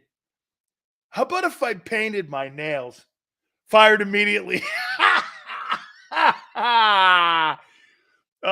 Going to opening day for the Phils tomorrow with my dad and sister. Really looking forward to it. Best ticket in sports, baseball. It's my first true love. That's a great experience, man. Major League Baseball, opening day, opening week. Nothing like it. I love it too. Xander just said that if I show up with painted fingernails, it's termination immediately. Not calling somebody, remember I said this, not calling somebody a glorified CPA, but if I paint my fingernails, automatic termination. If I were to paint my fingernails, would you accept Kelly Green? But hey, I can just see you guys going, Sills, super chats are out. I'm done with you. If you show up here with Kelly Green fingernails with sprinkles on them, this thing's over. You know, you brought it a long way, dude. I hate to see it ended over painted fingernail. Oh, my God. Oh, hey, that's it, Slagger. Hey, Slagger. Alternate green and orange to go along with my Miami Hurricane colors and my eyes. Woof, this is really absolutely revoking of man cardish. I'm sorry. I don't mean to make people throw up their Wheaties right now. Yeah. I got a guy, I just looked on my Twitter page, and James, who hates posting shit like this, Sileo says that White he won't be starting by the end of the year. Thank you, James. I got a guy on there on my Twitter page going, I hate Dan Sileo.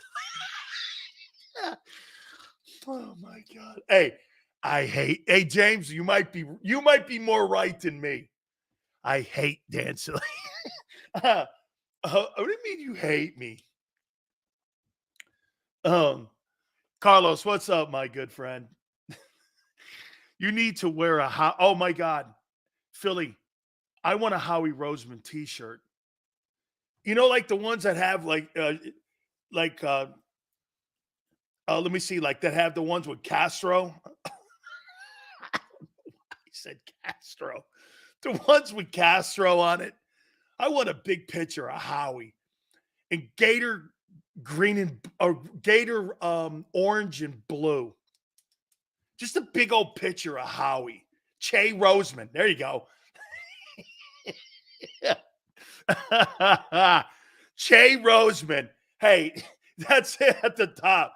Che Roseman. Picture of Howie going like this.